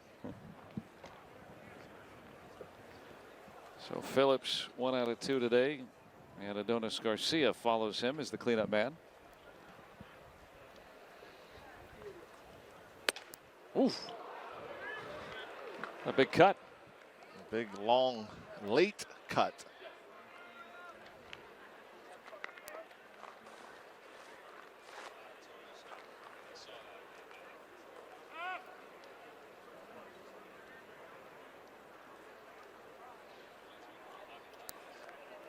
Jacob Stallings now in the game to catch as Chris Stewart working 4 innings in his first spring game. Hard hit into that wind. All the way to the warning track. And Phillips will tag. A couple of big swings there by Garcia. When he made contact, he was able to take it a pretty long way. Yeah, and the wind might have held that one up. I thought he caught that one pretty good. 14 homers last year. Phillips into scoring position. The breeze a little lighter than it was at game time. Still tropical.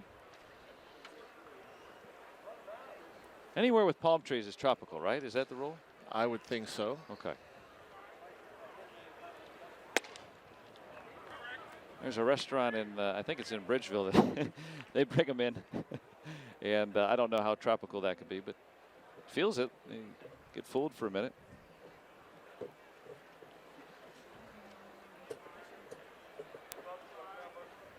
Anthony Recker, a single and a double today. Has an RBI and has been picked off.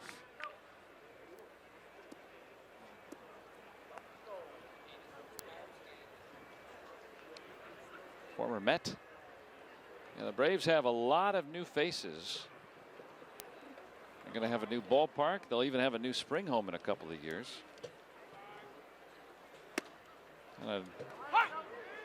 Hey, Chris Stewart's with Robbie. What do you got there, Robbie? I have our McDonald's player interview is what I have with Chris Stewart. All 4 innings today, but your first action of the spring after undergoing knee surgery. How do you feel right now? I feel awesome. Feel like I'm in a good spot. Did a lot of work this offseason trying to get in the best shape possible. I came in the best shape of my life. Kind of held back a little bit just to make sure I'm not catching too many innings, putting too much pressure, too much load on my legs. So getting back there today, it was fun being back. It's been a while since I've been completely healthy. So that was exciting, and had some action during the game and felt good about it all. Now, we sat you down for this to take a little load off your knees. You gonna be able to get back up? No, I'm after you carry me into the clubhouse after this. We'll see how that goes. We don't want the camera following us for that. How much have you, the fact that you could have a healthy offseason, or at least, enough time to recuperate and have a healthy offseason and be ready, how different is this? How different might this be for you? Oh, it's going to be huge. The last time I had my knee surgery, it happened in spring training, so we had to kind of rush back. Probably came back a little quicker than I should have. Probably affected me a little bit. I wasn't able to be as limber, wasn't able to be as flexible, move around like I should have been moving, but I was playing. And then, as the season went on, I finally got back to where I needed to be, whereas this offseason we had plenty of time to get back, get things right, strengthen everything around it. That way I came in fresh, ready to go, and so far so good this year.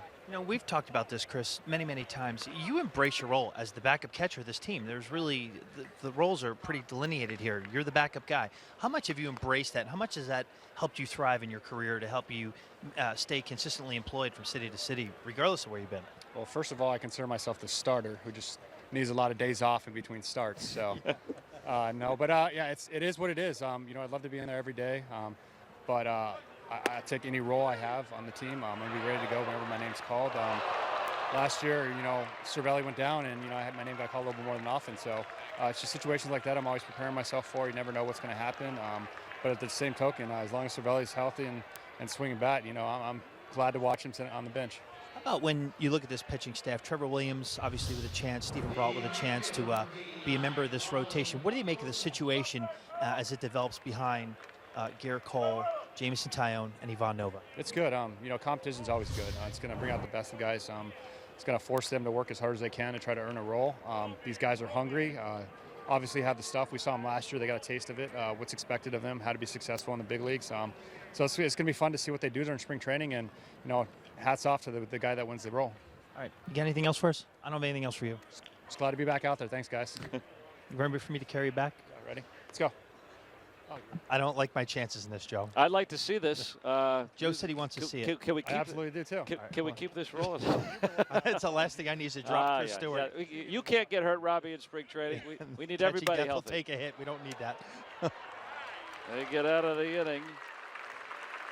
And Robbie's going to make it north with us. Hitting coach Jeff Branson with us next.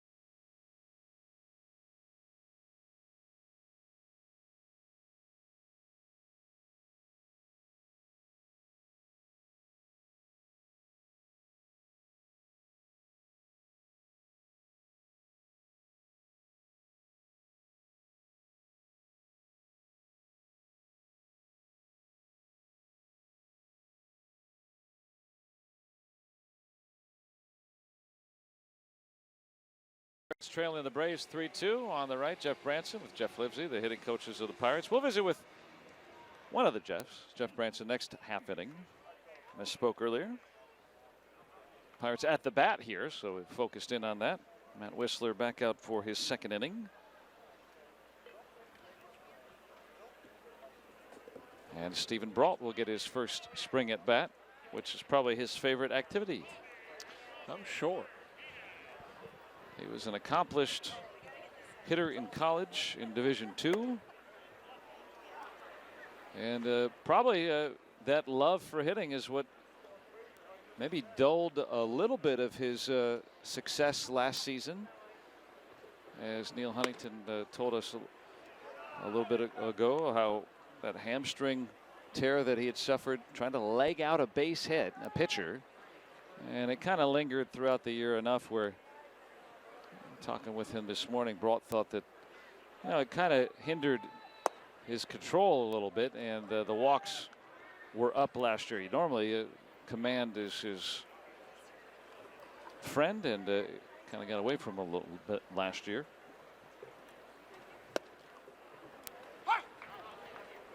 Yeah, I've always believed if you're a pitcher and you're hitting, is, I'd rather see a run down the line than not. But if something like that makes me rethink it. You know, works the walk right there. Pirates have the leadoff man on here in the 5th. And baseball returns to the Berg April 7th, 8th, and 9th when the Pirates play these Braves on opening weekend. And you can take home a Pirates magnetic schedule on opening day. Saturday, the first 20,000 fans through the gates receive a Francisco Cervelli bobblehead. And bring the family on Sunday when kids take home a Pirates batting glove. Go to pirates.com/opening weekend. You don't want to miss that. Great chance to be out. And the way that we saw some weather before we left for spring training, if it's anything like that, my goodness, it'll be jam-packed. Adam Frazier just keeps on hitting. He's 2 for 2 against a lefty today. Jaime Garcia, the Braves starter. You know, the reason why he thinks he's always been a good hitter against lefties. That goes throughout his pro career in college. Is his dad, Tim, left-handed, throwing in batting practice all those years growing up. you have to wonder, did he throw breaking balls? Did he mix it up, change speeds? It was his little league coach, and you know, maybe just seeing the lefty slants all that time. Who knows? Maybe I think he can just hit. He can hit.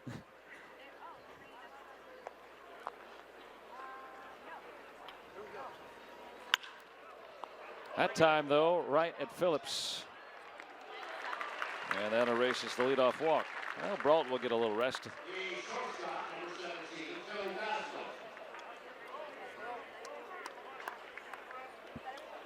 He's done that a couple of times in his career.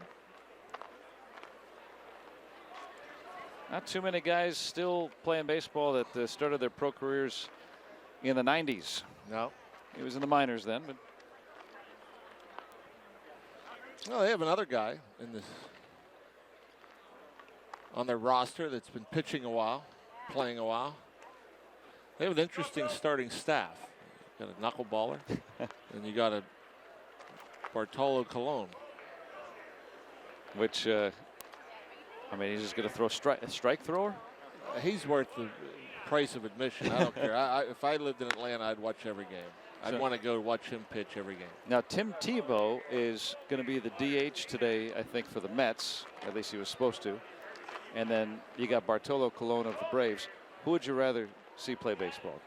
Oh, there's no question. It's Colon. There's not. Yeah, that's no contest. Yeah, I mean, Colon with a home run last year.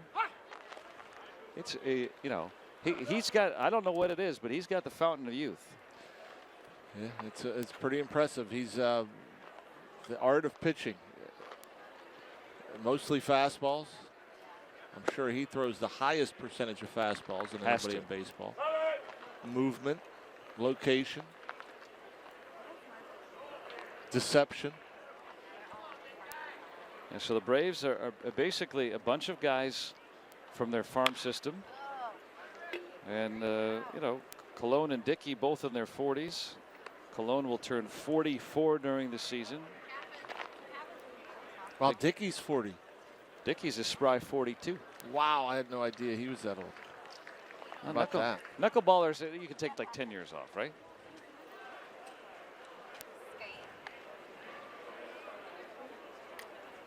We'll talk about guys who've been pitching a long time.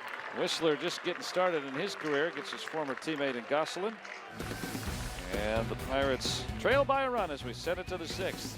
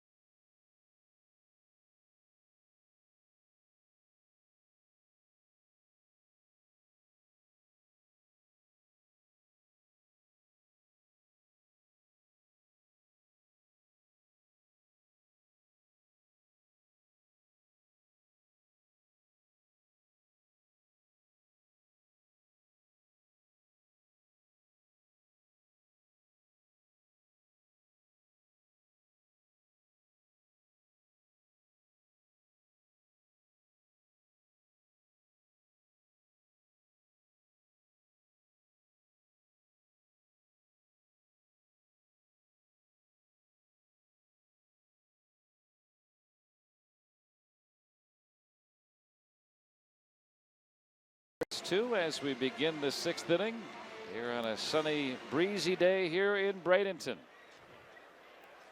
And we're joined by Pirates hitting coach Jeff Branson. Thanks for coming on today, Jeff. You're welcome, Joe. Welcome, Rob. You know, we've seen the home run today from Austin Meadows, and we'll get to see him lead off the next inning as there's quickly one out. But, you know, I think it's fun, and Rock was saying, you know, he loves about spring training when you get to see these guys that we don't get a chance. How about you when you get to see some of these, you know, names that you're hearing down on the farm and get to work with them? What do you think of Meadows and some of these other young guys? Well, Joe, it's lots of fun. You know, like I say, you hear a lot about them. You know their names, you know them when you see them, but when you get to spend some time with them and you actually see them play, it's a lot of fun just to get to see some of their tools and see how they fit into the clubhouse and how they go about their daily work. Now, how would you rather have it, Jeff? I mean, you have more than half of your starting lineup outside of camp with the WBC and then obviously Jung Ho, but you get all these younger guys that you've heard about and you know but haven't gotten to see. Would you rather have your guys here in camp, or would you rather get to work with some of these younger guys and see a larger sample from the young guys? Well, it's always nice when you get to see some of the younger guys come up and do some work, you know, and actually get to play in some games. And you know, at this early in spring, it's good to see the guys get out on the field and see how they compete and see how they command the zone, see how they swing the bat, see how they handle adversity and all that. You know, and you always want your main guys to get back, but again, it's an opportunity for the younger guys to go out and compete in front of Clint and the rest of the staff, and just to see how they go about their work.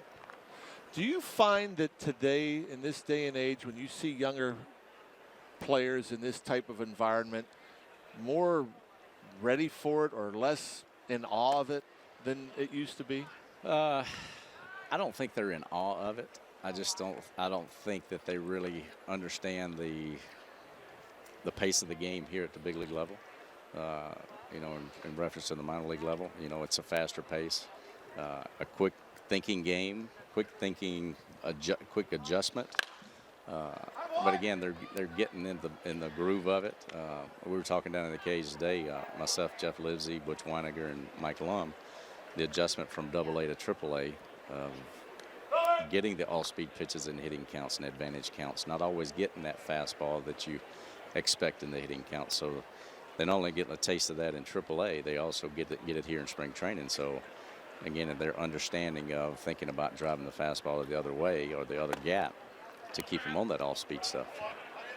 You know, when we look at all the guys moving around in different positions, you know, some of these utility guys, can defense affect the way that guys hit sometimes? Is that something that, even though you're not working with their fielding, that you have to kind of deal with sometimes when guys are maybe not as comfortable as they are if they're playing one position? Well, Rock knows this. We always try to separate the offense from the defense the best we can. But, you know, whether it affects the guys, I don't know. I know it didn't affect me offensively and defense, and I'm sure it didn't affect Rock.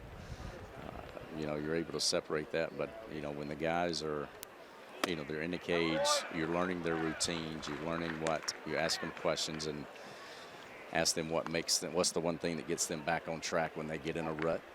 You're just trying to compile information on all these new guys and or the younger guys, just to try to see, okay, you know, reminders. Remember what you told me here, remember what you told me there. Okay, remember, let's get back to this. You know, because you always try to think about the words that they tell you rather than you tell them, because it correlates with them more than if it comes out of their mouth. So, you know, it's our job to kind of get back with them and get on their level and use their words. Jeff, last year we saw for the first time, Josh Bell obviously slowed this spring with the knee injury. He was in the lineup yesterday. As far as his year last year and coming into this spring training, he played for the first time yesterday. Where do you think he's at? Anything you expect from him this year? Anything different from last year, or improvements or adjustments or anything? Well, I mean, obviously right now, because he's so far behind, the biggest thing is timing. We had him back in a sim game today on the backfield when Hudson and Sadler was throwing. So the more we can get him into them sim games and even over to the minor league side whenever they start playing games to get them some at-bats. But the biggest adjustment that we talked about at the end of the season last year going into winter that we were going to tackle at the beginning of spring was him not being so low, hit like he's 6'4", 6'5", rather than like he's 5'5", 5'4", being more upright. Yesterday he was a little more squatty. You know, this Rockies hitters, when we're not comfortable, we have a tendency to go back to our comfort zone, which is what he did yesterday.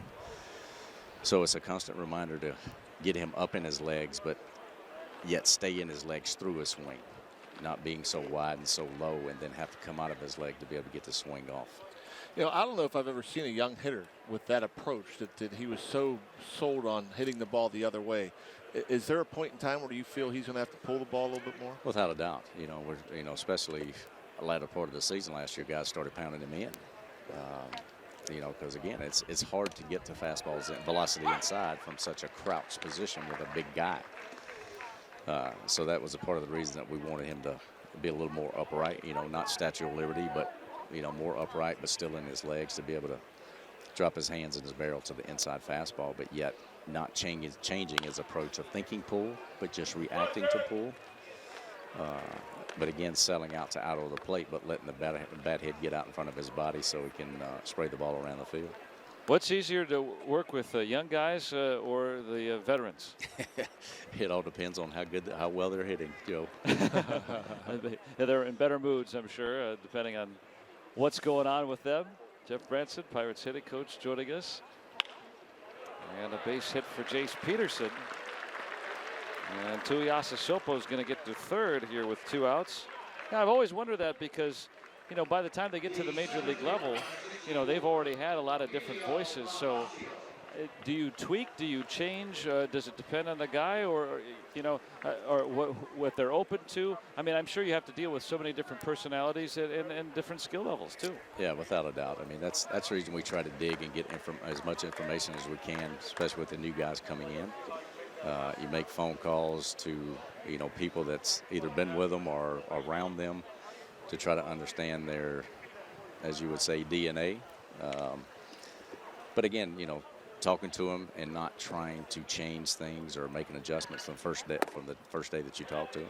You got to get to know them, build that relationship, build that trust with them, and then maybe make some suggestions, small suggestions, and then, like I say, continue to build on that. And then once they trust you, then you have the opportunities of talking about different things and, hey, maybe what about this, or you ever thought about this? So, but it all starts with that trust factor first.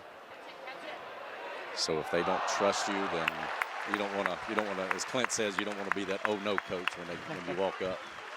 Yeah, don't be a bad cop right away. That's exactly it. Jeff, I know you got a game to get back to. Thanks for coming on with us today. Thanks, Joe. Thanks, Rock. Great Thanks, insight Bruno. from Jeff Branson. Pirates still trail by a run.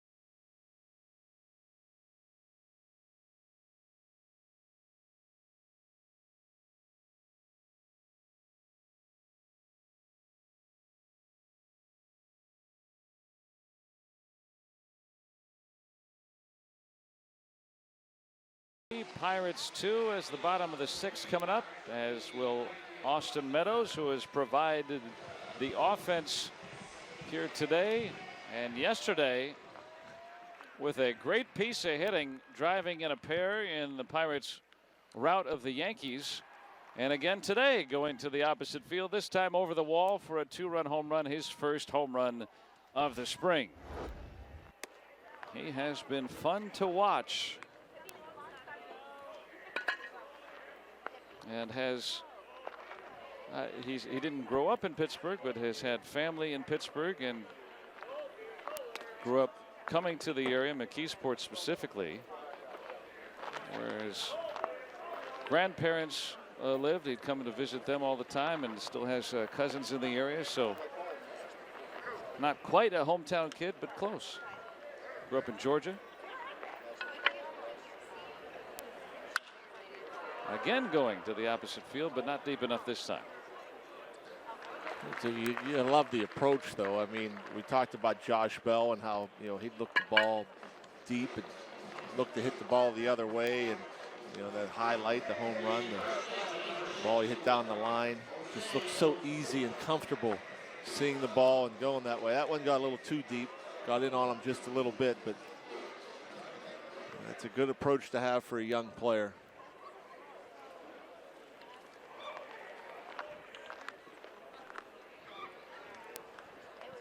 Jose Osuna, the first baseman. Professional spring training enthusiast. Boy, he has really put up some numbers last year as a minor leaguer coming over to camp, this year in big league camp.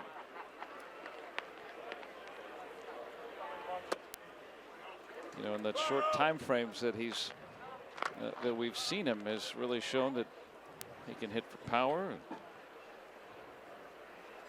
Another guy with a good approach, you know, I mean, power the other way, pretty good eye, power to left also. That is a no-doubter as Osuna clears the bleachers out and laugh. Wow. Continues his impressive spring training and tying it at 3. And we've heard Clint Hurdle talk about, you know, home runs mostly are hit off of mistakes. You know, you go up there looking for a home run, chances are you're not going to get one. And again, you go back to approach. If you're looking, your approach is to the opposite gap, and a pitcher makes a mistake, like hangs a breaking ball. I mean, that breaking ball right there, if he's looking to pull, he hooks that into the stands down the left side. If you're looking to go middle the other way, he gets the breaking ball and hits it a mile. And I thought it was a hanging breaking ball. That ball was actually looked like to be in off the plate. And that's just a real pretty swing. And there's not a whole lot of guys that can do that. Take a breaking ball in off the plate and keep it fair and hit it that far. Team leading 3rd home run for Jose Osuna. Now you might be asking yourself, how come I haven't heard about Osuna? He's not high ranked on all those prospect lists, and you know, last year AA and AAA he had 13 homers, hit .279, good numbers, nothing extraordinary, and maybe that's why. Stallings cracks one to right, and misplayed by Lane Adams out there. Stallings will find his way at second base. Yeah, nicely done.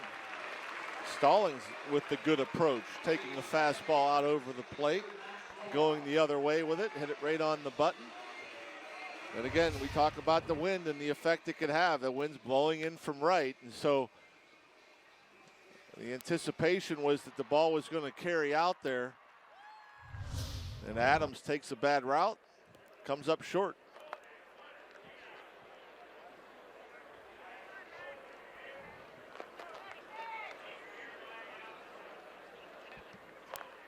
You know, you talked about Osuna and how, yeah, he's not on the prospect list, and certainly he's on the Pirates prospects list, but he's not high on the national list or anything like that. But we saw him last spring training, and he had some at-bats, and he hit the ball well. And the thing you start hearing from the minor league coaches and the guys behind the scenes Jose Osuna's name came up a lot last spring. I never heard of him before last spring, to be honest with you.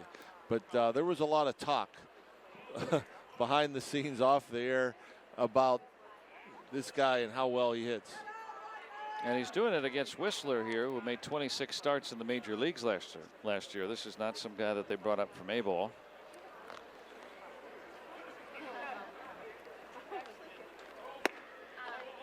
And so now Osuna with that third home run among the tied for the spring training leaderboard. Home runs. Hitting 500. That's pretty good. Good analysis. Half of those hits, those 8 hits, are for extra bases.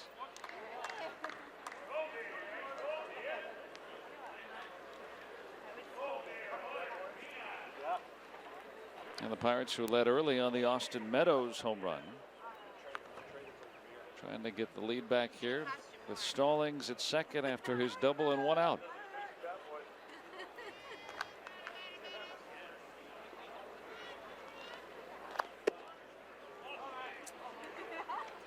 There's Osuna, number 64. Got some size. But he's really made solid contact. I mean, that's sound. 6'3", 230. 24-year-old. Moroff works another walk. His second time he's been aboard today via a walk. MLB.TV Premium is back and better than ever. You can watch every out-of-market regular season game live on more than 400 supported devices. Plus, you can enjoy almost 300 spring training games and the World Baseball Classic. Blackout and other restrictions apply. Visit MLB.TV for details. A lot of the guys watching the Classic in the clubhouse this morning, with the games in Asia being on in the morning. Bostic down the line and right. Adams can't get it. Stallings on his way home, and he will score as the Pirates retake the lead.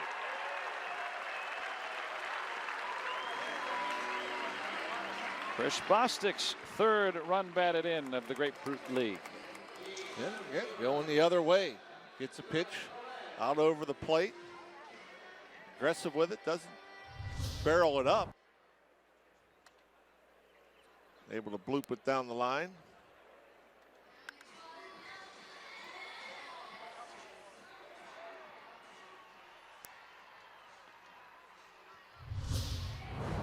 And so Chris Bostic in his bid to make the ball club. A 1-for-2 day, and Atlanta will bring out a new pitcher with the Pirates now on top 4-3.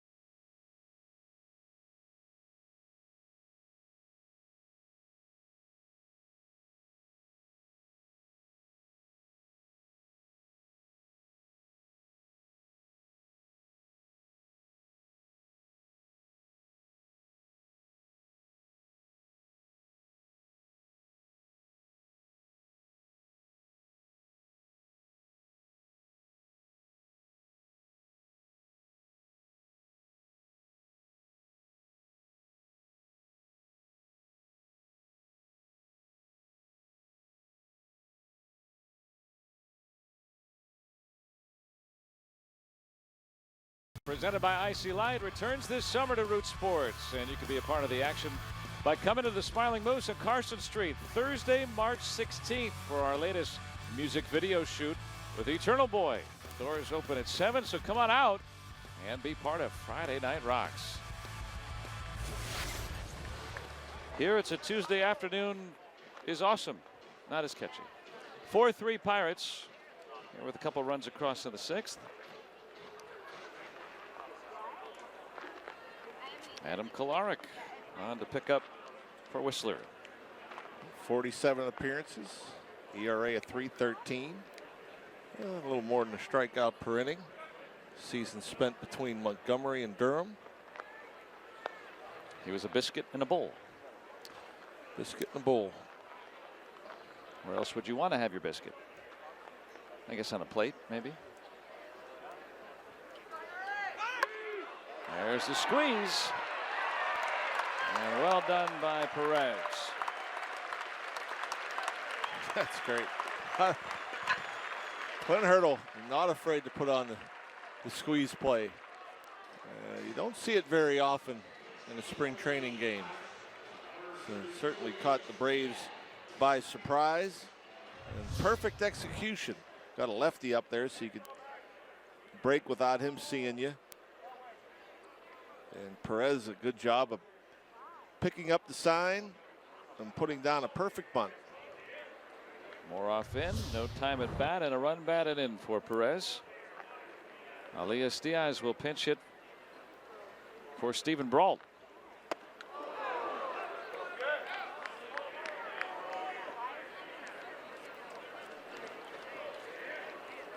And Clint Hurdle trying to practice everything that he might pull out of his pocket during the year.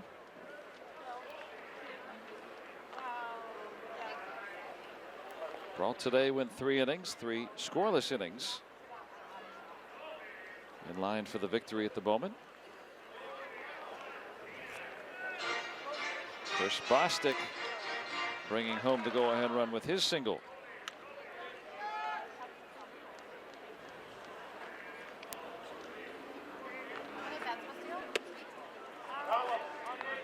Diaz having a nice spring, healthy. Last year hitting at 290, but just 34 games. Has to be a frustrating season. So many different injuries throughout the year, too. There's a base hit. Joey Cora is going to wave Bostic home, and he is out.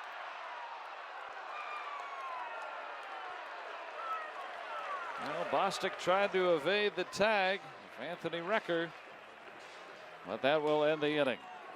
Took a perfect throw, and it still looked like he may have got that hand in there.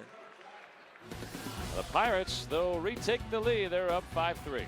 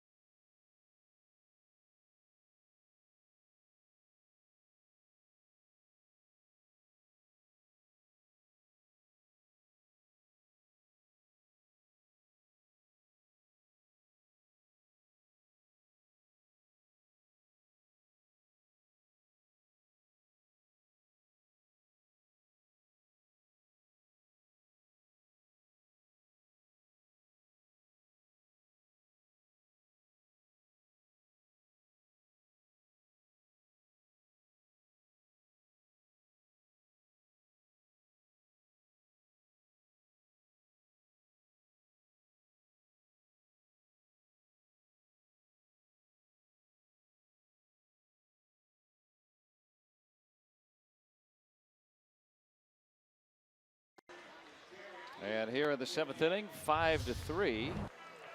Pirates have taken the lead. Looked for more there, but good play to end it. Boy, what a throw. I mean, this ball right on the line. Perfect. Right to the base, or right to home plate. The ball on its way down as the catcher record catches it. Very, very close play, but the Braves get the call.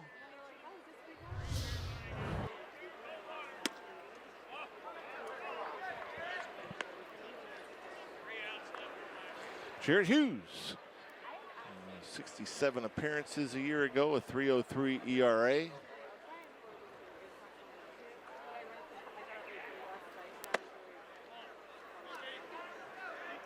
And here's Travis DeMerit as the Braves have made their changes as well.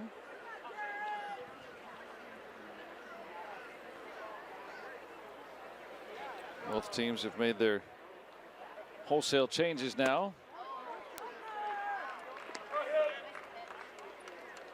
Yeah, for Jared Hughes, an up and down season. Really, it did get better as the season went on, but off to that tough start, and the ERA kind of hides some of the inherited runner stuff. And talking with him this morning, he said his sinker just it wasn't there early, and it was kind of a battle to get it going to where he wanted to be throughout the season.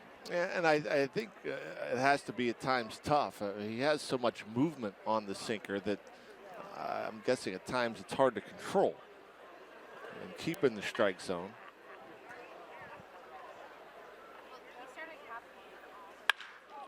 And DeMerit, what a play by Gifton Gope.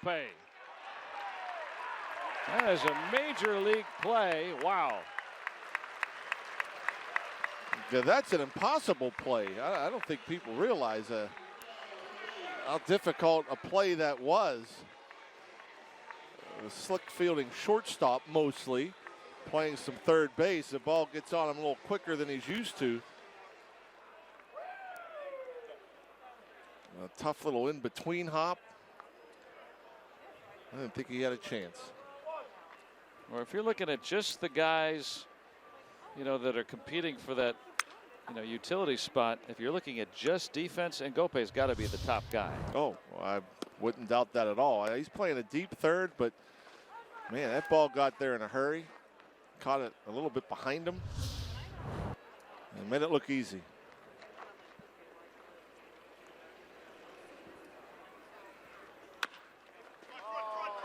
Is a fair ball, and that's the second out. Let's go down to Robbie. He's got Austin Meadows. Yeah, I do. Austin Meadows, first inning home run he hit today. What's working for you this camp so far, Austin? Things are clicking right now. Just really working in the cage, working with Brano and Liv in there, and really trying to hit off the machine, try to stay back a little bit, try to stay back and just use my hands and let the hands work, and it's been going really well. This is your first big league spring training. Obviously, you're a very high pick back in 2013. How do you describe this experience at Lecom Park as opposed to Pirate City? It's great. It's great here. The facilities are unbelievable. Even at Pirate City here, they treat you really well. A lot of great guys in the clubhouse. Even the players, coaching staff, everyone here. So it's been a tremendous time so far. What's the most fun being a big league camp as opposed to minor league camp? I think just really the camaraderie. The guys here, they really make you feel at home, and they really make. I mean, you just have fun. That's really what we're out here to do, and they really make it seem like that, especially the experienced guys. So it's a lot of fun to be out here. How about when you were a very high draft pick, so expectations are going to be placed on you. How do you manage expectations with performance? I really don't try to listen to the outside voices. I try to stay away from that and really just stick to my game, be myself. Really just go out there and play my game and let everything happen. How about when you look at the situation? Look, let's be realistic. You get three outfielders who are all-stars. You look at Polanco, Marte, and Andrew McCutchen. So how much does that motivate you to know that you could eventually become a part of that at some point in time in the future? It's an honor to even be in that conversation with those guys. They're all three great people as well. Not only great players, great people as well. And I'm looking forward to this year and whatever has to come, and spring training as well. Just trying to be where my feet are and really enjoy each and every day and get better, and the rest will take care of itself. How about when you look at working with the young pitching staff, coming up through the minors with these guys? What's this experience like now being a big league camp with them? It's pretty cool. We'll always joke and be like, this food is amazing in here. So the food is unbelievable in there. We all joke about it. We all have fun with it. It's honor, especially being with these guys, growing up, playing with them as well. Through this organization, through the system, it's definitely pretty cool to go through that with them. Austin Meadows, Joe and Rock, going to eat some of that big league food right now as we're going to let him go. He grew up a Braves fan in the Atlanta suburbs, so probably pretty nice to hit a home run off a big league starter too. Yeah, maybe many more to come from Mr. Meadows. Still just 21 years old, and the pizza and peanut butter and jelly. Have some chicken and all the good stuff that they got at the big league level. Although these days now, even in the minors, boy, they eat better than they used to. Well, it wasn't too long ago, even a big league camp here in Pittsburgh. I mean, the spread was fried chicken or pizza. So and now there's chefs. Required by law. 2 groundouts and a strikeout for Jared Hughes. Austin Meadows with a 2-run home run today, and the Pirates leading by 2.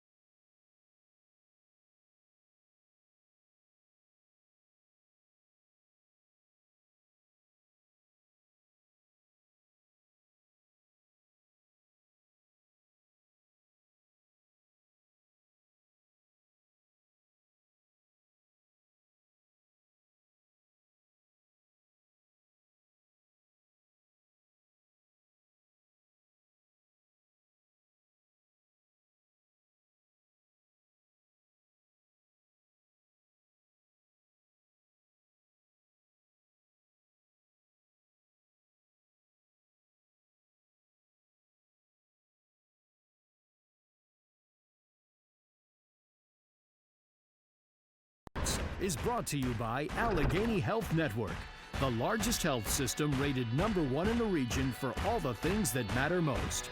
And by Barrel Automotive. Check out barreltires.com and never overpay for tires again. Let's go Bucks!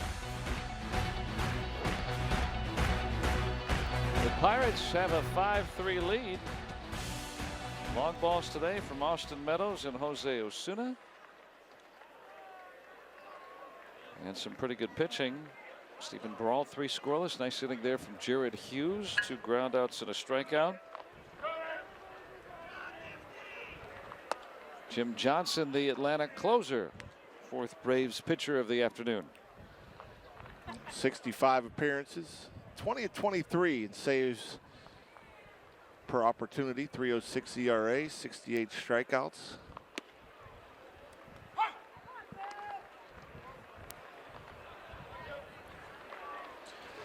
Another veteran guy making the trip from Orlando to pitch an inning.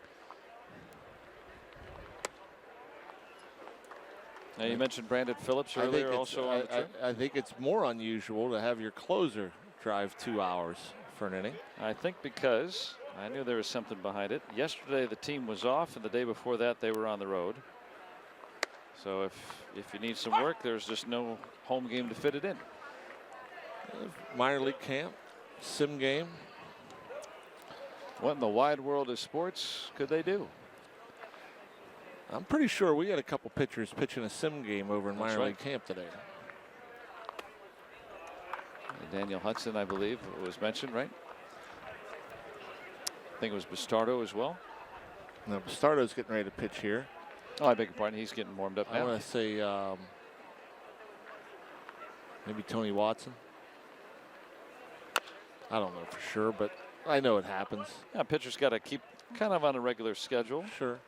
May not have enough innings for them, or down in those minor league games, you can control the inning, meaning if you want to end the inning at any point, okay, fine. That's it.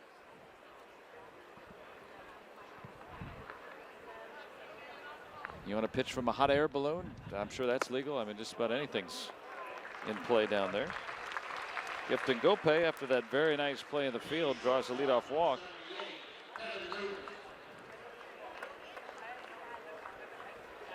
And he's aboard.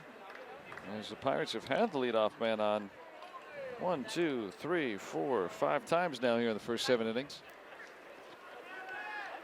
Kevin Newman.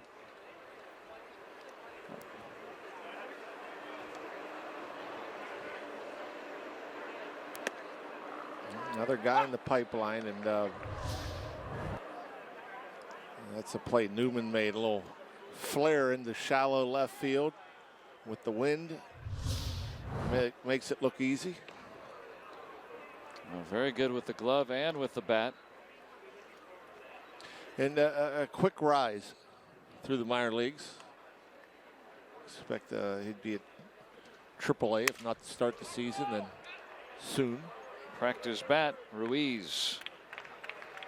Able to get him for the first out. And Gope at second.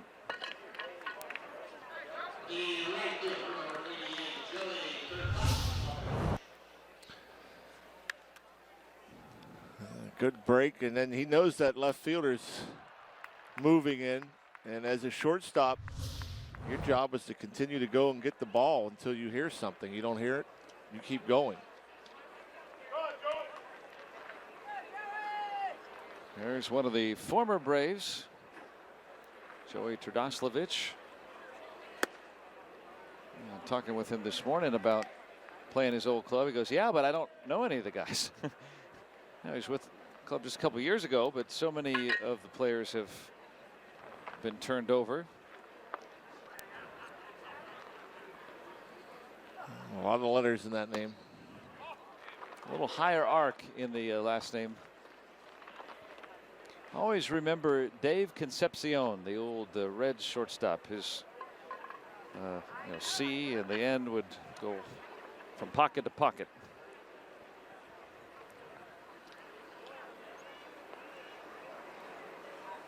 Nephew of Mike Greenwell, another player from that era.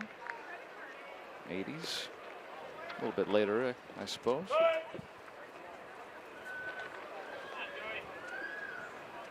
Another former Pirate here today. Talked with Gene Garber today, ex-Pirate pitcher, in here with the Braves as a special instructor. Still farming in Lancaster, out east, and talking about his Pirates days and talking to some of his ex-teammates who are here. A lot of Pirates remaining as special instructors in and around Bradenton, offering their insights. He's the first guy I remember turning his back to home plate as a pitcher. Turdoslavich will move up the runner for the second out. I asked him about that, about when that started, and he said he was throwing a bullpen session one day early in his Kansas City career, just after he left the Pirates in the early 70s, and just found that it was very deceptive, and that kind of let him continue that for his career. A unique style. Louis Tiant, of course, did that when he came into the league with Gene Garber. And there's Tika, one of his former teammates. Kenta Colby later on, but you know, he was also Gene Garber told me, I didn't know this, he said he was one of the first guys to have a beard. Wow. Think about it, early 70s, you know, the A's had the mustaches. He grew a beard and no one said anything about it in Kansas City at that time, just shortly after being an expansion team. We take that for granted now, guys. Jim Johnson's got a beard, no big deal. Everybody has a beard nowadays, it seems like. I wish I could grow one. I would, right? No? Boss wouldn't let you. Yeah, that's true. Wife wouldn't let me.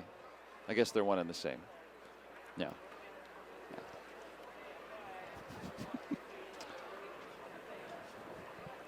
What about a stash? A little mustache? I could probably grow a Larry Bird mustache. A light blonde food catcher. That's about it. So I'll stick with what I've got, which isn't much, but it's good for me. Gene Garver. Gift and go pay at third with 2 outs.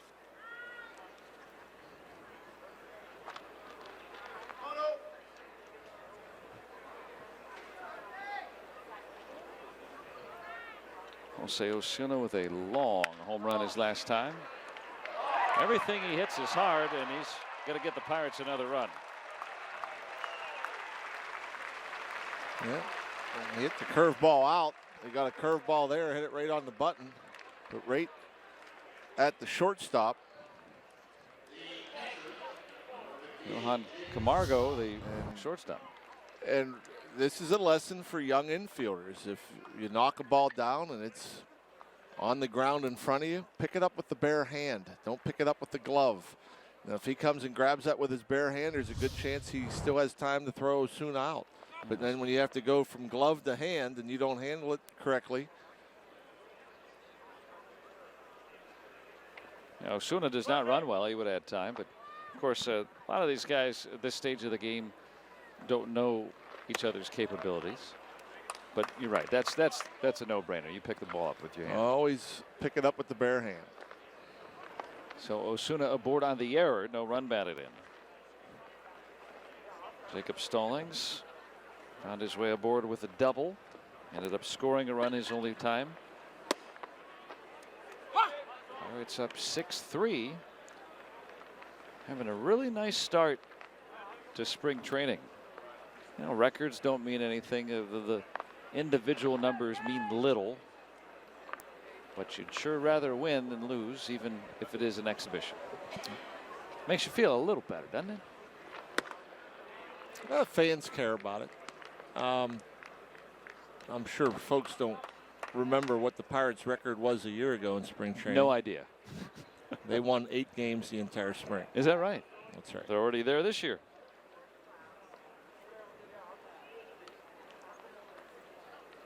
Is that right? I didn't even remember that. Yeah, the only reason I know is I read it in a note this morning. Oh, wow. I skipped over that one.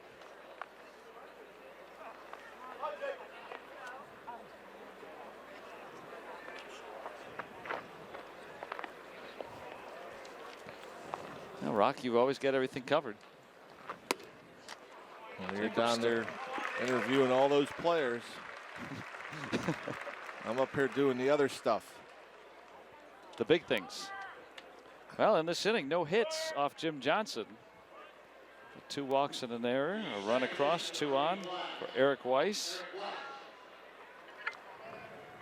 Big, tall second baseman.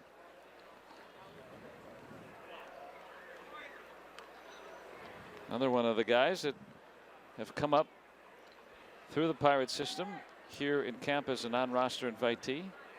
Postseason All-Star in the Eastern League last year. Hit 276 with Altoona. Six homers. Some of those home runs come a little later.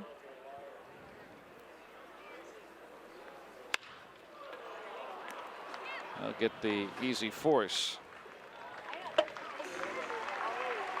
So without a hit, Pirates had another run. They're doubling up the Braves.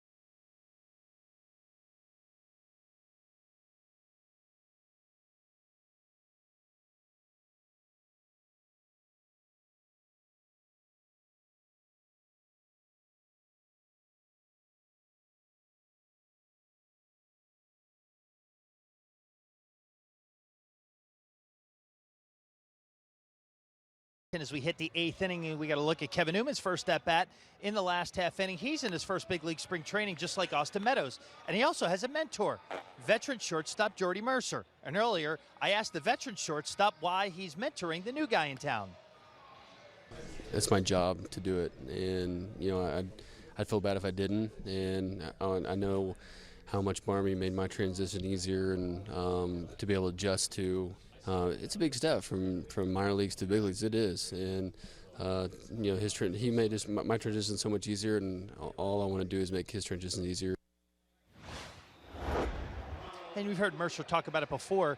If you go back about half a decade, it was Clint Barmas who was the veteran shortstop, and Jordy Mercer was in Kevin Newman's shoes, Joe and Rock. So when you look at the situation, really, you wouldn't expect anything different from Jordy Mercer other than to mentor a guy who could potentially be taking his job in the next couple of years down the road, or however long it takes Newman to become a big leaguer. But something really, really nice, and I'm sure making Newman's transition in his first big league camp significantly easier than it otherwise would have been. And knowing Jordy Mercer, Robbie, that's no surprise, and very impressed with what we've seen from Newman so far.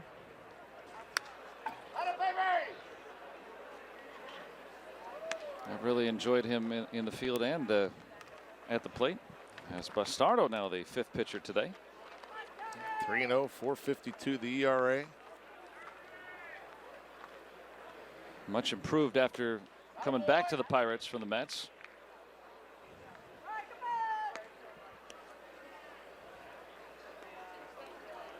Yeah, traded from the Mets back to the Pirates. John Neese who was traded earlier from the Mets to the Pirates, went back to the Mets.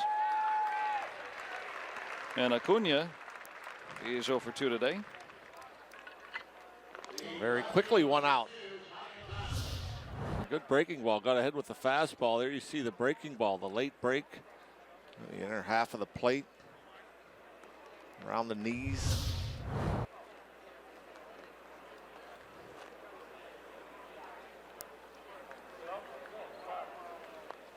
And now Micah Johnson had that nice throw home earlier today, nailing Chris Bostic at the plate.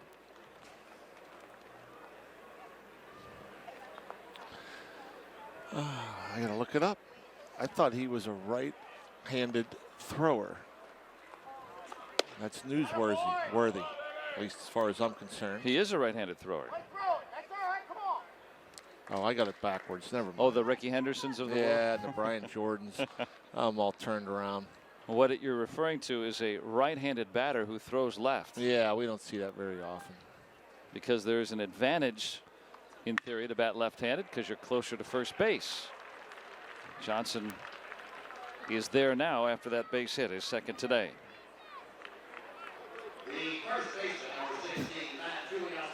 Now, I think that's the craziest one is Ricky Henderson. I mean, you think about a guy with speed who's a left-handed thrower, doesn't, probably, certainly the greatest leadoff hitter of all time, ends up being a right-handed batter. Why don't you just bat left-handed, Rick? Think of how many more hits he would probably have. Right.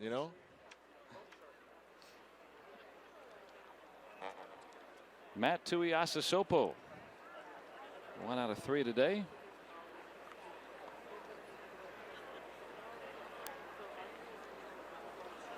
Bastardo, after rejoining the Pirates last year, his ERA was in the low 2s in those first 23 games after coming back. Then he had a rough spot. He gave up 6 earned runs over the last 5 games. That made his ERA over 4 with the Pirates, and I don't think it was really showing what he did or what he is capable of doing with the Pirates after having that sub-3 ERA. And Clint Hurdle's got a lot of left-handed options now in his bullpen for the guys that have the guaranteed contracts and look to be coming north.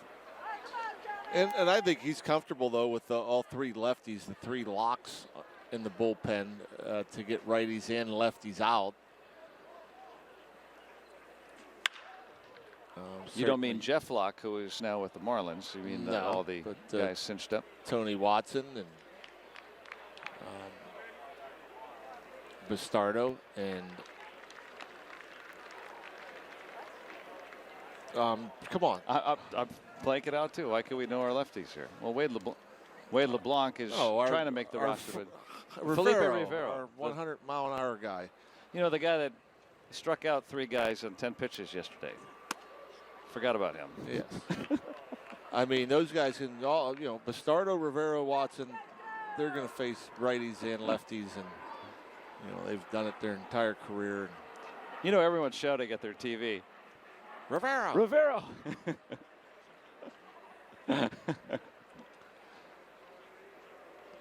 Can you name him? Remember those old, what was it, on This Week of Baseball? They'd have the quiz game or whatever. It'd be like, this guy, nicknamed Charlie Hustle, was all-time hit leader. Wore number 14 for the Reds. They called him Pete Rose. Can you name him? Is it Pete Rose? Yeah, everyone knew at home, but just trying to figure out who it was. But yeah, a lot of options from the left side. And Johnson back. Yeah, with Watson being the closer, you know, that doesn't count. You know, he's not going to match up. At least these days, you don't do that with, or at least a lot of teams don't use their closer in anything but a safe situation in the 9th. Well, we're getting more and more towards the game having designated guys per inning. Anyhow, the last 3 innings, it's getting closer and closer to that. High skied fly out to Ortiz in left, but foul. You figure, you know, setup guys. Before long, though, everybody will have a 7th inning guy. Well, I wonder, you don't see the matching up as often late in the game to where you were lefty, lefty, righty, righty. You pretty much have an 8th inning guy, a 9th inning guy. More teams are getting 7th inning guys. Well, you wonder if, you know, the success of Cleveland, and Andrew Miller's a special guy, but using him in all sorts of situations and even to close out a ball game here or there, but also, you know, he might come in the 6th. I wonder if Juan Nicasio, you know, now he is mostly against righties. You would probably bring him in, but you know, you could use him for a couple of innings, maybe 2 1/3 type thing. I mean, you know, the teams may have some interchangeability. Might see some of that trickle back in. It's how the game was always played. Starter with a strikeout. Not giving in, just continued to pump fastballs in there. Got one upstairs by him.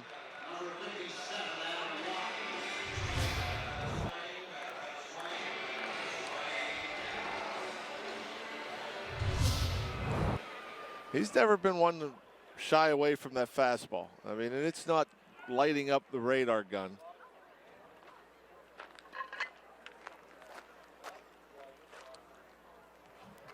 But it'll be interesting to see how the bullpen works out. I mean, you have to assume Hudson's going to set up. Rivero going to set. You know, does he set up? I mean, you know, these guys you think are guys that are going to start and finish innings. And so where does Nicasio fit in? Where does Bastardo fit in? I mean, hopefully you win a bunch of close games and then they get their work in because our back end's overused. But we have plenty of guys that are capable of pitching at the end of the game with a 1-run lead or tie game. Well, I think Clint Hurdle's got a deeper bullpen to start this season than he had last year. I agree. That, you know, Ray Searage and company. Last year, the bullpen at the end of June had an ERA over 4. And of course, you know, in the Pirates postseason seasons, it was about half that. And you know, now with so many more options and a lot of guys that have been intriguing, we've seen that could fill in down the road when needed because of injury or needing to give the guy some rest or what have you. And that may play a factor because, you know, look, starters are going fewer and fewer innings. The Pirates did not have anybody even pitch 130 innings last year. Now, some of that's injury, of course, but, you know, I think, you know, 6 innings, that's a success now. You got to fill in 3 innings every night. That's tough. And a nice play by Bastardo. Working around a single. Pirates enjoying a 6-3 lead.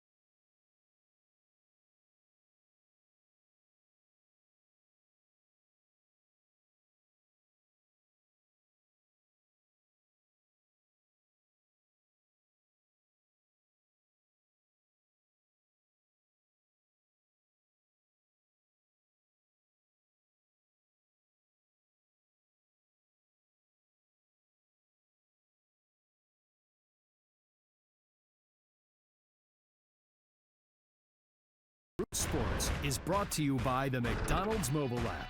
Get tasty offers sent to your phone each week when you download and register the McDonald's mobile app. And by UPMC, life-changing medicine. Let's go Bucks! Pirates have a 6-3 advantage over the Atlanta Braves. Nice breezy and warm afternoon here in Bradenton. Great place to enjoy a game. This ballpark more than 90 years old, but just still quaint and updated too, with that tiki terrace out there. And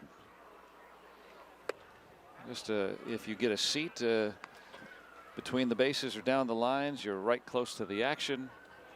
Very much what spring training is all about. If you want to exercise, you could just walk around in circles. Danny Ortiz did that a lot this winter. And not miss a pitch. Ortiz got to take home a couple of trophies from his winter ball this year. Not only led the league in batting average, that warrants a trophy, but he was also named the most valuable player. So he has some hardware from off season. Very nice. Down in Puerto Rico for Mayahuez. Jammed him. And a good try by Ruiz.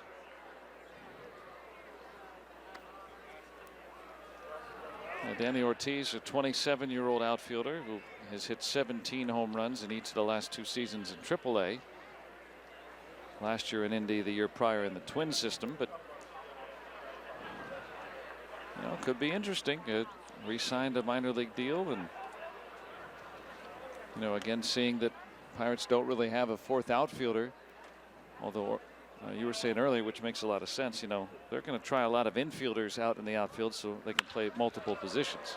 But if he hits enough, might open some eyes. And Ortiz now with his 5th spring hit.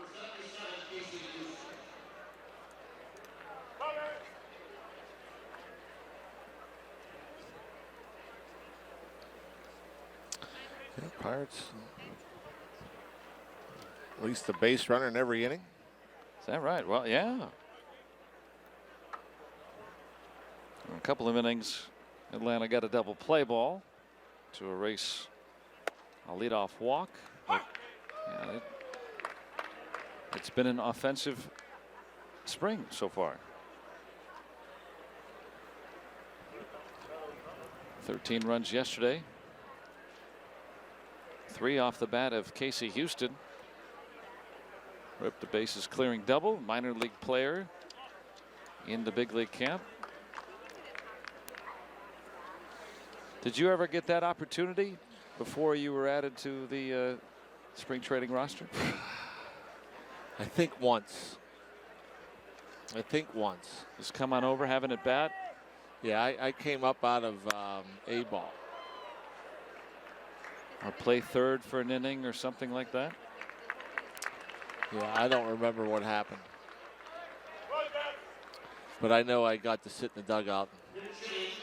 I think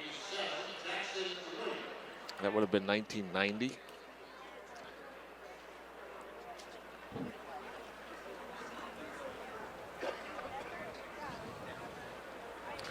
But it wasn't, you know, you didn't have that many opportunities back then. I mean, they didn't call a million guys over for every game. You know, it didn't seem like, well, not a million, but you know, nowadays there's at least a dozen or so that come from minor league camp just about every game.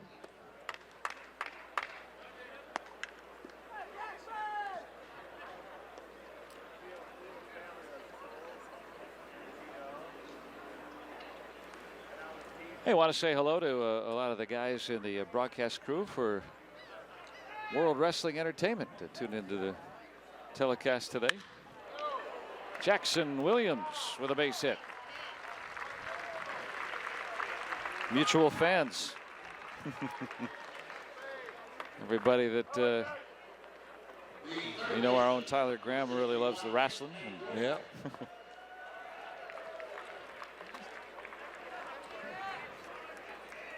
Tyler's still doing hockey right now, so hopefully we will see him before spring ends, and then of course all during the regular season. Yeah, we might have to wait till Boston to see Tyler.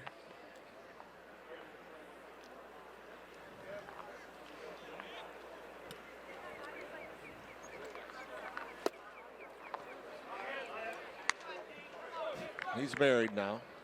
Yeah, newlywed. Congratulations again.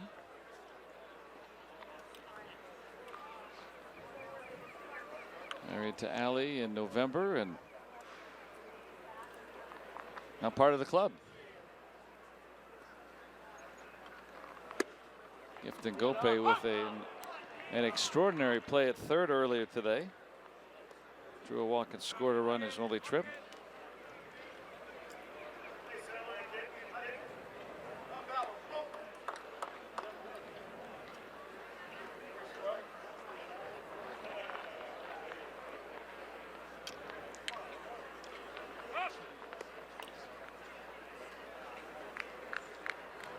And Gope trying to be the first guy born and raised in South Africa to make his way as a major league player. Been on the cusp. Certainly can do it with the glove. The bat is what he's hoping will follow so he can crack the roster. A good breaking ball there. Started out outer third of the plate, broke down and away. And Gope obviously not recognizing the spin on that breaking ball. He's facing a big leaguer in Vizcaíno. 43 appearances with Atlanta last year. So 2 on, 2 out for Newman.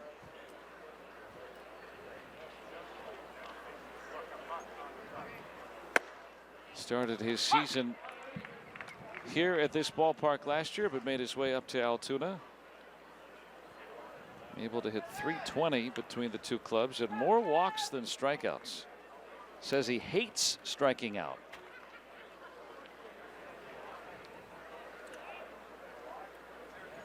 I hate to say it, you know, that's, I guess these days that's an old school approach, right? Yeah, I mean, I don't think anybody likes striking out, but it's certainly become more accepted. And part of some, I mean, even the guys that strike out 200 times a year, I'm sure they're disappointed that they strike out, but.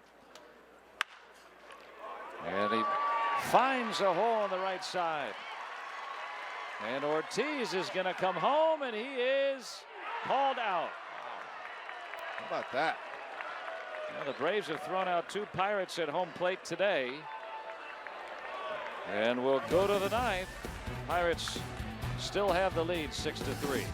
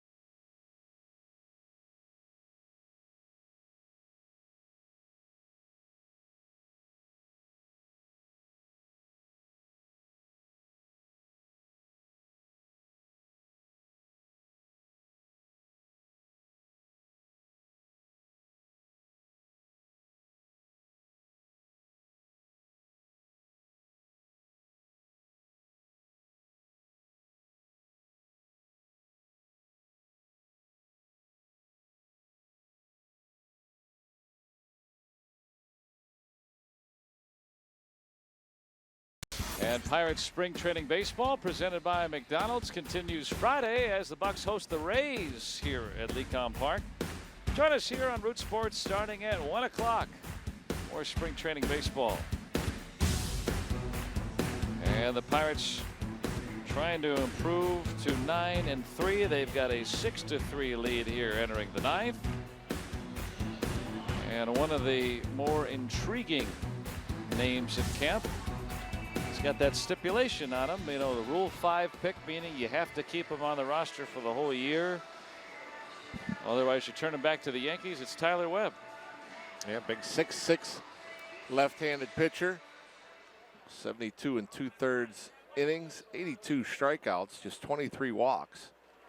He's kept the ball in the ballpark, just 5 homers.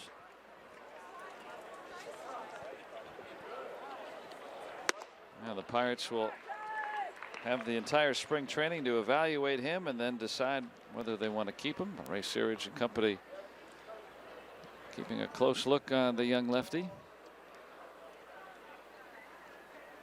Grew up on the eastern shore of Virginia.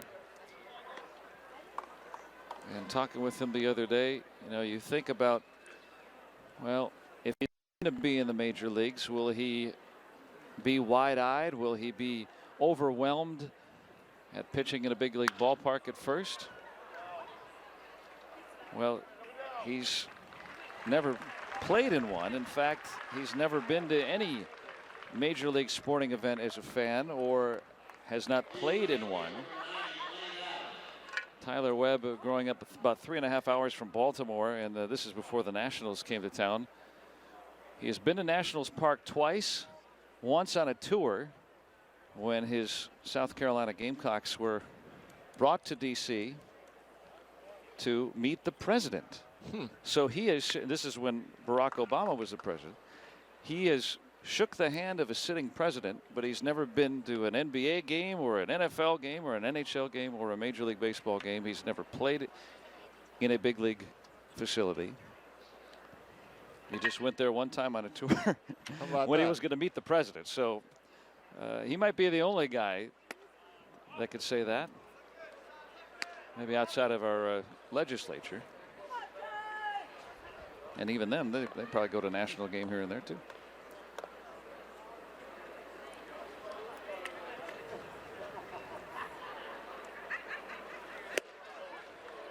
You said, do you like sports? Yeah, I like sports a lot.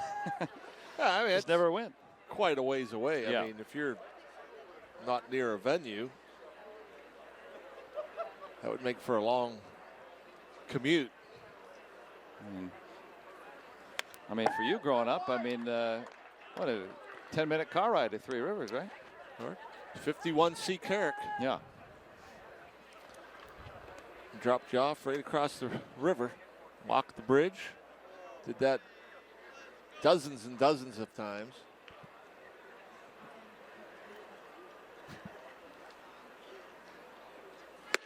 And Webb with a couple of quick outs here in the ninth.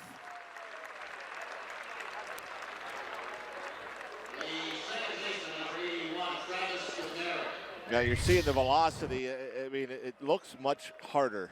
I mean, the ball was by him, and it just looks like it takes off. And, you know, we showed 88 on the gun. He likes that. When 88, I mean, everybody throws 95 these days, right? It's not always about just the number on the board. As he unfurls a curveball. Hides the ball well. The Merritt, the last hope for Atlanta.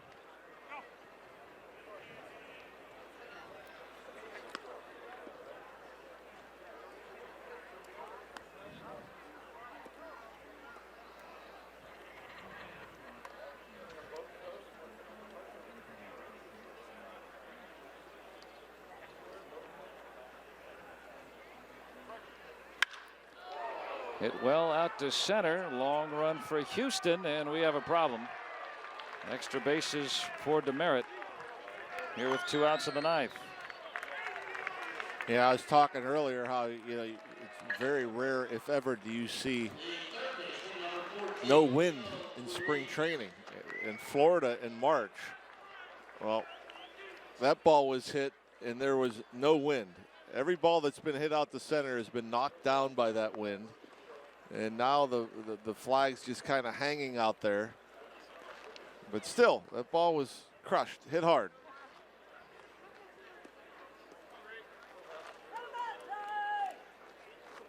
So with a runner at second, it's still a 3-run advantage. Rio Ruiz, a lefty batter facing the lefty.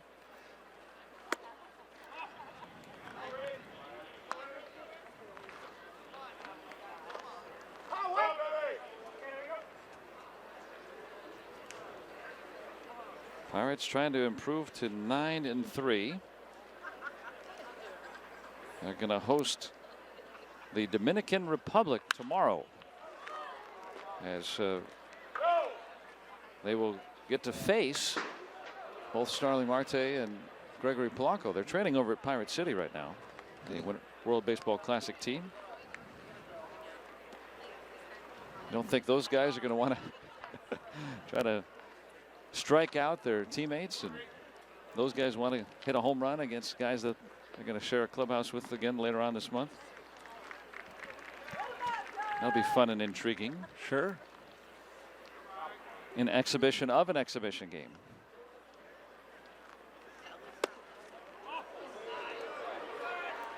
Now 2-1 to Ruiz. Jose Osuna with a strong home run. Now with 3, that's as many as anybody in and across spring training.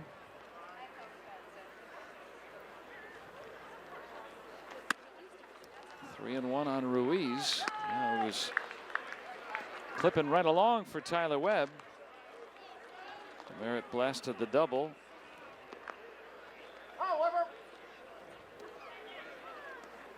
Yeah, not quite the same feel as a regular season, save situation. No, not quite. Never is in spring training. But as a reliever, I'm sure for Webb, trying to make the ball club, got to pitch like it, right? Protect the lead and shake hands.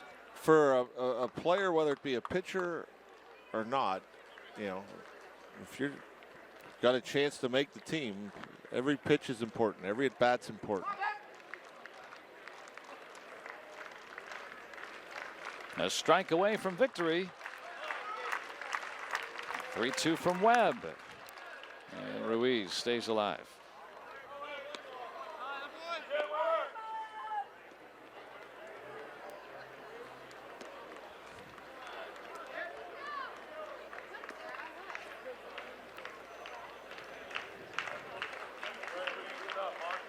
$5,216.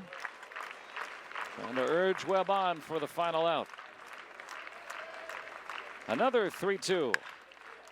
Popped him up into center. And Houston there. And the ball game is over. And the Pirates 9-3 in the Grapefruit League after a strong 6-3 win today. That's a lot like what we've seen most of the spring. The Pirates pitchers have been very, very good. There's been offense. Nice to see the young guys, especially Austin Meadows, Jose Osuna, hitting the ball out of the ballpark. Yeah, nice, clean spring training game.